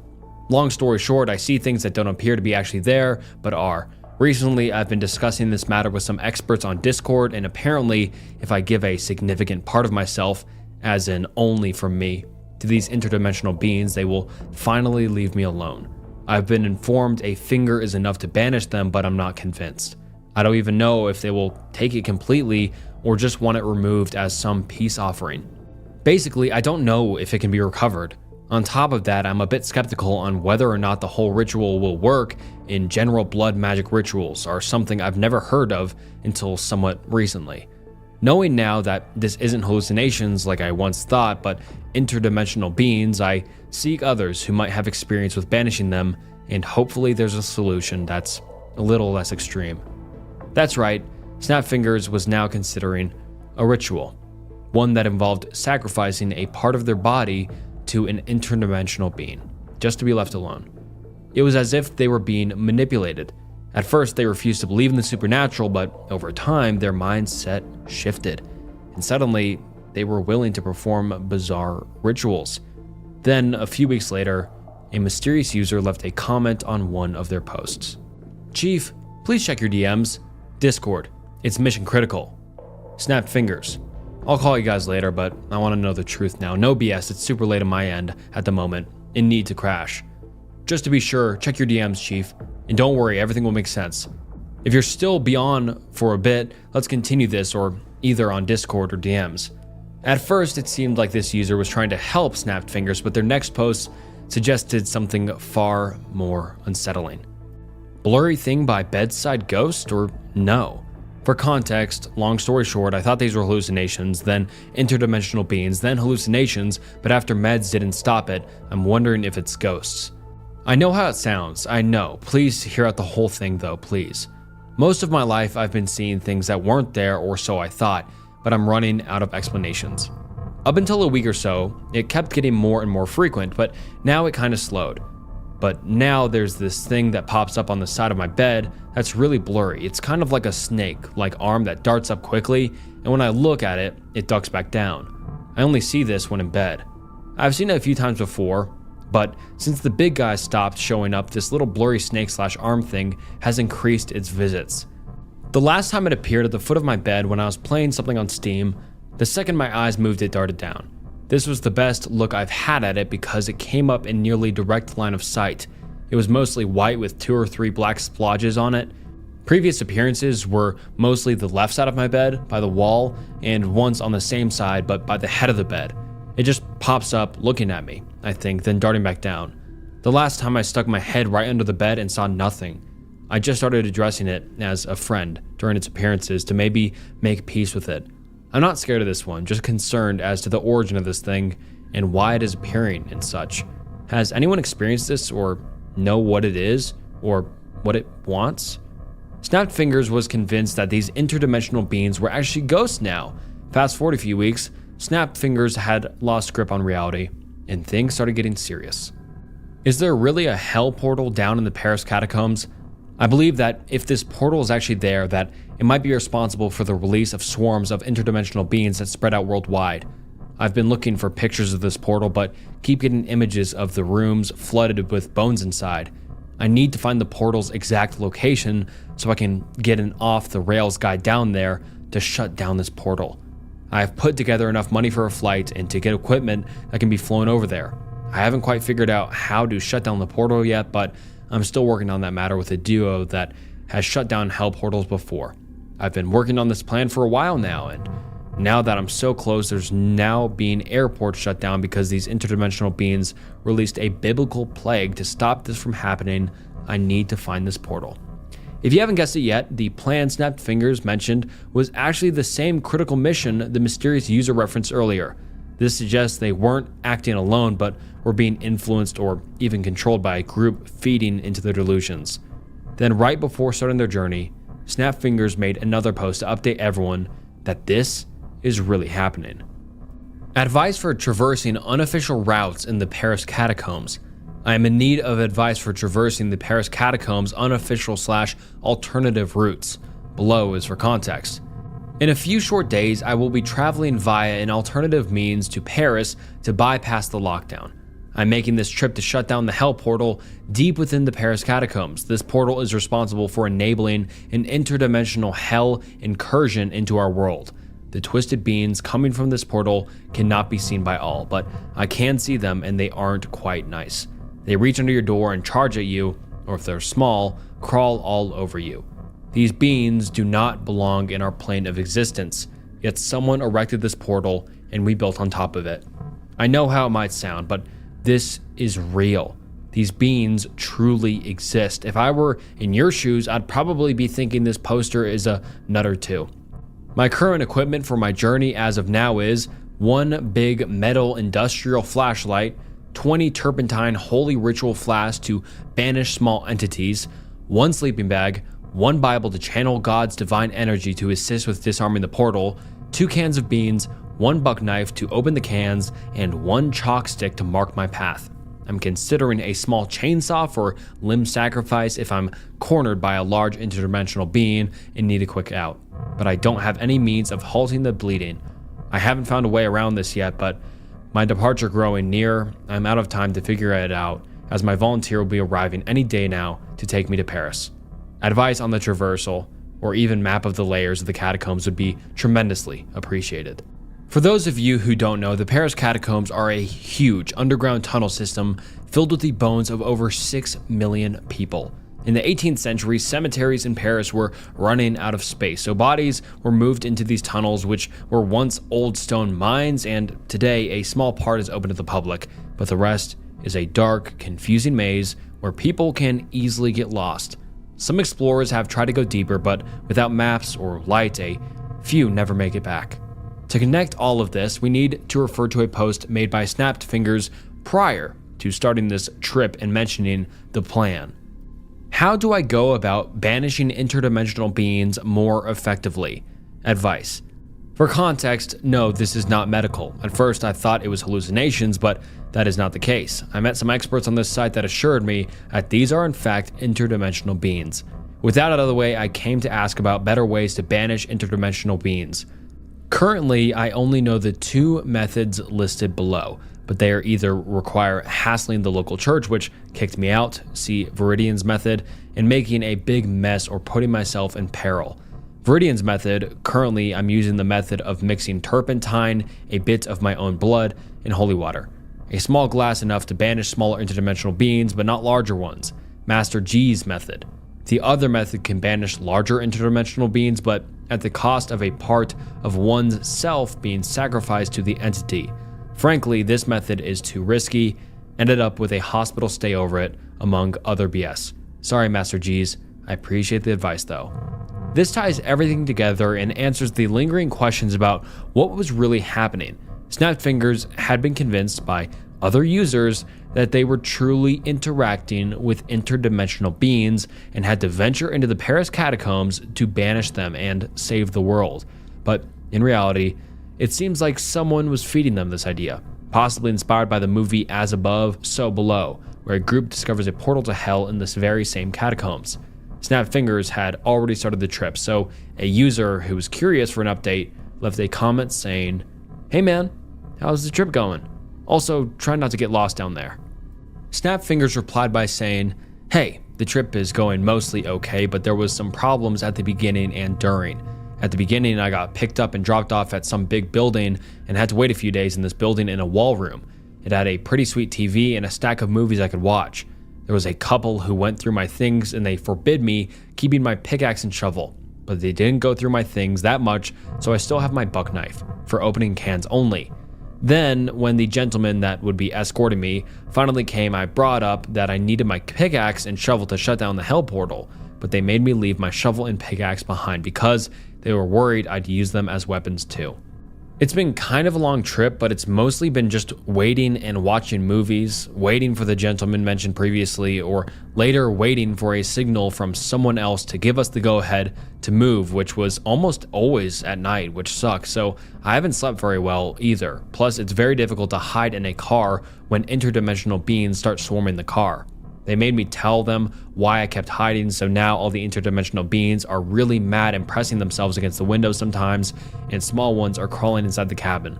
For context, whenever I tell people in real life about the interdimensional beings, they get really mad and start swarming later on. They already had an idea beforehand of what my mission is, so they were kind and understanding of the situation. We just got across the water today, and I'm in Calais right now, where I will be continuing my journey on my own. Although I didn't think to bring money, so I have to go on foot to Paris. I kind of think this might have been a mistake. While the couple I mentioned before gave me some Doritos for my journey, I realized I didn't account for food for the road. Actually, I have nowhere to go for shelter. I didn't account for money for a hotel or a rental car. I'm beginning to realize I'm screwed, like just now. I don't know what to do. I know I can ask for directions, but I have no refuge from these interdimensional freaks. They're still angry. I know it. And when they get the chance, they start swarming again.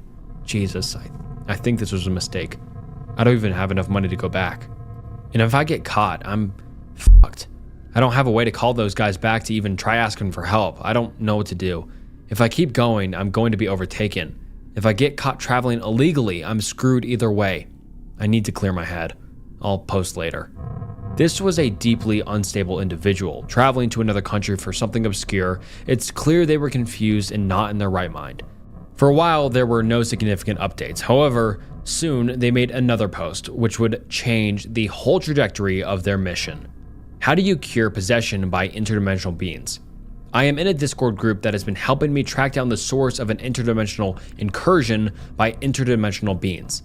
These people helped unearth the truth of where these interdimensional beings are coming from, and even helped me get in contact with people to get me to the Paris catacombs and bypass the travel lockdown. Today, I believe they became possessed. And even though I have all the information I need, I know it isn't right to leave them possessed. I know they're possessed because when I told them I hired the men that can get me to the catacombs and that I'd be leaving with them to shut down the Paris catacombs hell portal, they suddenly became opposed to the entire operation, even though we all planned it together. I am still in contact with the only member of the Discord who wasn't possessed, but even he is at a loss for how I can help the others. If I fail at shutting down the hell portal, they will be forever possessed, and leaving that risk to chance just isn't right. Please help me unpossess them. It's likely that the people manipulating this user realized they had taken things too far and decided to just back out. At this point, Snapped Fingers was mentally vulnerable and had fully embraced everything they had been told. But to those who had led them down this path, it was just a game. One they had no problem abandoning, leaving Snapped Fingers completely alone. Shortly thereafter, Snapped Fingers made another post, and this time it was clear they were in serious trouble. Traveled by questionable means and didn't account for funds to proceed further. I recently hired a group of gentlemen to take me to Paris so I could shut down the hell portal in the catacombs, and I arrived in Calais, but I need to continue on my own to Paris. My problem is I didn't account for funds for really anything. I didn't consider this part of the journey. I have nowhere to go, and I'm currently posting from inside a dumpster to hide from interdimensional beings. Since there's no light because of how late it is, they're swarming outside my bin. I cannot drag this dumpster with me on my journey as it's obviously too heavy. What should I do for shelter? Snapped Fingers was now in a pretty bad situation. The user made a short post asking to be invited back to the Discord because they needed to start a car without a key. After that, they made one final post. And since then, no one has heard from them. We'll be entering the catacombs in a few hours. While I found myself in a bit of a pickle the other day, the troubles are finally over. While I am not proud to have done this, I borrowed a vehicle I found and used it to get to Paris. I have left a note inside the vehicle explaining why I took it, and I have also sent the locksmith to put it back where I found it. Right now, I am just gearing up mentally before I go inside the catacombs. As promised, I will post a video of the destruction of the portal, and I will also create a portal destruction tutorial. I need to thank Avril Screeching Artistically for getting me out of the jam I was in by calling a guy who can start a guy without keys. Thank you, Screeching Artistically. You really saved my butt. I also want to give credit to my other Discord friends who helped me uncover all the information that led to the portal's discovery. Once I shut down the portal, you will be free from your possession. Someone has asked about a time frame for when I will post an update. While I don't know how big the catacombs are, my guess is maybe a day or two before my return with videos. I have taken some test footage while I was held up inside a dumpster the other night, and honestly, the quality isn't that great, but it's alright. To make up for it, I will take more footage while I'm down there. One other thing. Someone mentioned that catacomb explorers might attempt to hinder my travel, which absolutely cannot happen. These individuals have an extremely high probability of being possessed due to their extended exposure to living in the portal epicenter, so I will be wary of their threat. Snapped Fingers was undeniably struggling with very severe mental issues. Every year, over 500,000 people enter the Paris catacombs, and most are arrested since the police patrol the area constantly. However, there are hidden entry points that only a few know about. Dangerous, uncharted passages that can easily become death traps. In the end, there are only two possibilities. Snapped Fingers was either arrested or lost their life in the catacombs, alone, where their body may never be recovered. Romangarnd. This next post comes from a user named Romangarnd. Unlike the others in this video, this one plays out more like a story, but make no mistake, it's far from normal. And if you've made it this far, you might be hoping for something a little less creepy. Well, it is, but don't let your guard down just yet, because this post, it's something out of this world, literally. An alternate life for 30 years. So I came across Steve Cantwell's experience with salvia on a podcast where he lived an alternate life for 8 years in Texas. He was in Alaska on a salvia trip that lasted about 45 seconds. Meanwhile, in my hunt for such experiences, I came across a gentleman on Reddit who shared his salvia trip at 19, where he lived an alternate life for 30 years. He was kind enough to share the complete trip report, which I have shared below. P.S. The hunt began a couple of weeks ago. Ever since my pet cat died a horrible death, and I've been having dreams forcing me to rethink and question our reality and purpose of existence. I'm in my right frame of mind, but have begun to seriously question life as we know it. Thought you may like his experience. Copy and pasting below as received. Thanks. Before starting, it's important to know what salvia is. It's a strong hallucinogenic plant that causes intense but short-lived trips. Unlike other psychedelics, its effects are unpredictable and often unsettling. This hallucinogen is pretty rare to come by, but you're about to hear the experience of someone who managed to get their hands on it, and let's just say, it didn't go well. This isn't one I've made an actual trip report on, but I have mentioned it in some comments recently. People asking about parallel lives. This is an older experience now that I had many years ago. It's always been a pretty personal thing to me, but it's definitely a parallel life experience. I was 19 when it happened. I'd gotten into this habit of tripping with mirrors at the time, so I was in my bathroom, standing in front of the sink. I had some really bad experiences prior, and honestly my plan was to try and bolt if shit got too strange. I remember with this one in particular, it seemed like nothing was happening. Everything was normal. I leaned in closer to the mirror, and the pupil in one of my eyes started growing and didn't stop. It happened fast. There was no escaping it. It pulled me in like a black hole. I remember being stretched into a line and then smashed into a dot and then blinked out into darkness. That's all I really have going into it. Up to this point, this user's experience seems like a typical salvia trip. Strange, but expected. But this is where things take a much darker turn. That blink into darkness faded back out as an opening of my eyes, but I was a different person, living a different life on a whole different world. I was now a dude in my 30s, waking up from some kind of overdose. It was very intense on that end of it because I still had some strong memories of this life that you and I are in now. It took me about a year of their time to reorient myself to that reality. I couldn't even talk right for a little while because I was trying to talk like we do. Everybody thought I had brain damage. In that year, I went to sleep every night expecting to wake back up here in my bathroom. I could not accept that it was real, but it just wasn't going away. I could count time down to the second. The memories of this life eventually began to fade though. I didn't have all the little details anymore to try and make sense of it to others. Within that life, I also had some pretty big responsibilities that I had to focus on. I had a family and a house. The whole overdose thing cost me a job, but we were able to turn things around once I put my past behind me. You have to understand that this was all backwards to me. While I was there, my experience was that I had done a drug and experienced years of another life, or ours, and within that life, I did a drug that brought me back. Basically, exactly what I am doing right now. And trying to explain this is what I was doing over there too. When you are in one of these parallels like this, no matter which direction you are heading, they become your base reality for the experience. I was questioning our world, not theirs. Theirs was my actual reality for the time being. So about 30 years later, I was an old man. My kids were grown up and moved out.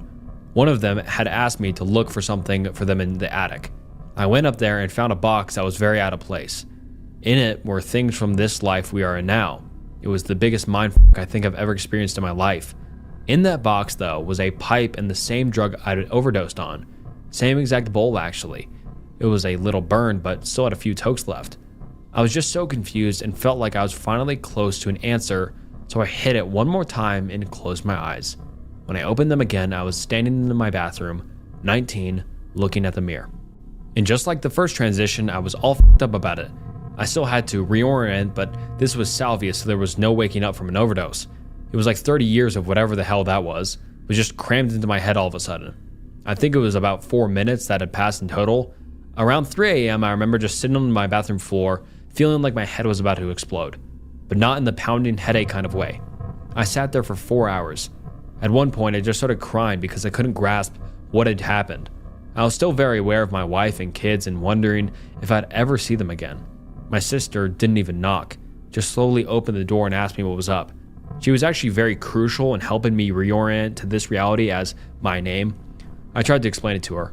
My language was a little off again, but not as bad, and she was pretty much kept my family at bay while I sorted everything out. It didn't take me long to put on the mask, but mentally it did take me about another year to let it go. And that's another problem, is the whole mask idea. I don't know how to fully feel like this person that I am, but I'm trying every day. I've seen many other parallels, even on things other than salvia. With salvia, I've left the parallels altogether and experienced core self. This was significant as my longest lived and most detailed parallel experience. You know, this is really why you don't blast a whole bowl of high-level salvia extract by yourself to see something cool. That's not what this is. It is extremely powerful and it will loosen anyone's grip on reality. Best to go in there as a no one. This must be respected as something more than a drug. You have to let go of this illusion if you wish to do salvia properly. Any and all attachments to your name must be left at the door before you cross over. This is how you bypass the parallels and reach the core self. This is how we can remember who we are. The next user on our list was a teenager whose account has since been deleted, but their story remains just as disturbing. This teen was in foster care when they stumbled upon something so unsettling, it's almost unbelievable. Around 7 years ago, a post appeared on Reddit. I think I'm being watched. Is this a camera? The post had a picture attached to it, which at first looked like a normal pen. However, if you look closely enough, you can see a tiny lens at the bottom right. Yes, that's right. This teen was in foster care, and someone had planted a hidden camera in their bathroom. The whole Reddit community was enraged. The user was in a pretty bad spot and didn't know how to handle this. A user named berries_cherries left a comment by saying, "Hey, stop whatever you're doing right now and call the FBI at this number. When you call them, tell them that you found a camera in your foster parents' bathroom and you believe it was set up to record you and any others using the bathroom. Tell them your age and address and ask for an agent to come to the scene. This is not something you want to leave to CPS or the locals at this point. As a cop, I can say that this is number 1, illegal, 2, abusive, 3, you need to get out of the house now. If you have any questions, shoot me a PM." After that, more followed. Even if their intention was to check on you, to make sure you're not in there shooting up heroin or something, placing a spy camera in anyone's bathroom and filming them without consent when privacy is to be expected is illegal. If you're underage and the intent was to peep on you, that's some shit whoever placed it can get in some serious trouble for you. Video voyeurism and production of explicit images of a minor are both serious charges. I would suggest you talk to someone you trust, like a teacher or a counselor, or someone who you know for sure didn't place the camera, and turn it over to the authorities. Chances are whoever placed it is going to be the first person to pop up on that SD card. A lot of people were now invested in this story, so the user decided to drop some info about himself, about how he ended up in this situation. However, this information came with a horrifying update. He wrote, "Okay, I'll write a full update / life story now. My parents died in 2013, sending my brother and me to foster care.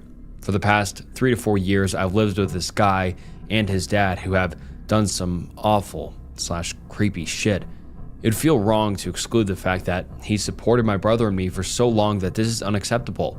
A week ago, my brother moved out, leaving me with this guy who just put a camera facing the shower this morning. I posted this thread on my break. Now I'm off work at home. After talking with him about it, I don't want to live here anymore. I haven't for a while, but I have no one that will take me in at 16. I've built the last 3 years of my life living here. I have no idea what to do. I've tried calling CPS before. They came and left, and that can't happen again. I'm pretty much alone in this house with no one to talk to or help me. What am I supposed to do?" The user was too afraid to call the cops, fearing that if they confronted their foster parents and the police did nothing, it would only make matters worse for them. However, after getting support from the community, he told his brother, who was out of foster care, the whole thing and decided to finally notify the cops. Then updates followed. Update: CPS has been called. I have a place I can stay at if they take me when they come. Now I play the waiting game. I'll update when they come. However, the next update that they posted changes everything. That's the only reason I was hesitant to call in the first place. I've done it before, and they just left. I can only hope. Now, I know this doesn't make much sense here, but the next post they made connects all the dots about what actually happened. They later posted one last update, and after that, there has been no activity on this account. The post is titled Bathroom Camera Update. While the post itself has been deleted, but reading the comments reveals something terrifying. The police didn't do anything and left the user with the foster parents. For better context, here is what a user named Naked Viking had to say about the situation. What the fuck, did CPS say anything? Just, well, that's fucked up. Hope you don't get raped/killed. See ya. You need to get the fuck out of there, man. Another user named Curious Kerr made a comment by saying, holy shit, that's some intensive expunge shit there. I wonder why they left without OP. Why couldn't they investigate and watch the clips in their FBI van and assess at the spot? OP's guardian will delete any evidence and will get away with it. And what's going to happen with OP? Just wither and die? What the fuck? This is making me livid and making my blood boil. This was the last post made from this account, and no one has heard a single thing from him again.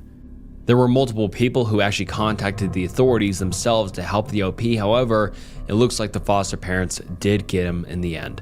While the OP never posted anything again, another user named 645-33546 made a post in r/best of legal advice, covering this whole thing around the same time, which reveals that the foster actually took away all the electronics from the OP, so he could not get in contact with anyone else.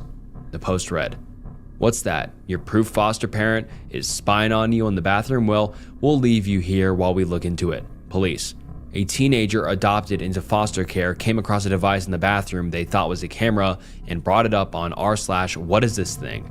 After getting it identified and alerting the appropriate authorities, they then took the camera device and let the teen stay with the foster parent whose house the camera was in. After that, the foster parent then retaliated by confiscating all electronics, save an old phone which was used for the update. It's actually a pretty messed up situation, so I hope this leads to a positive resolution, but given how it's been handled thus far, I'm not feeling optimistic. I also wasn't sure how to go about sharing this non-r/legal advice post in here, since the rules require some element of legal advice, and this is clearly a situation that involves legal advice on top of being pretty crazy. So I'll leave it to the mods on how this goes. Edit. While I was typing up the body, I realized the typo in the title and told myself I'd go back to fix it, and well, yeah, sorry. Edit 2. Clarified that police only took camera, foster parent took other electronics. This post connects all the dots and reveals that the case was buried somehow. Maybe the foster parent pulled some strings so that the OP would be left with no proof about the whole situation.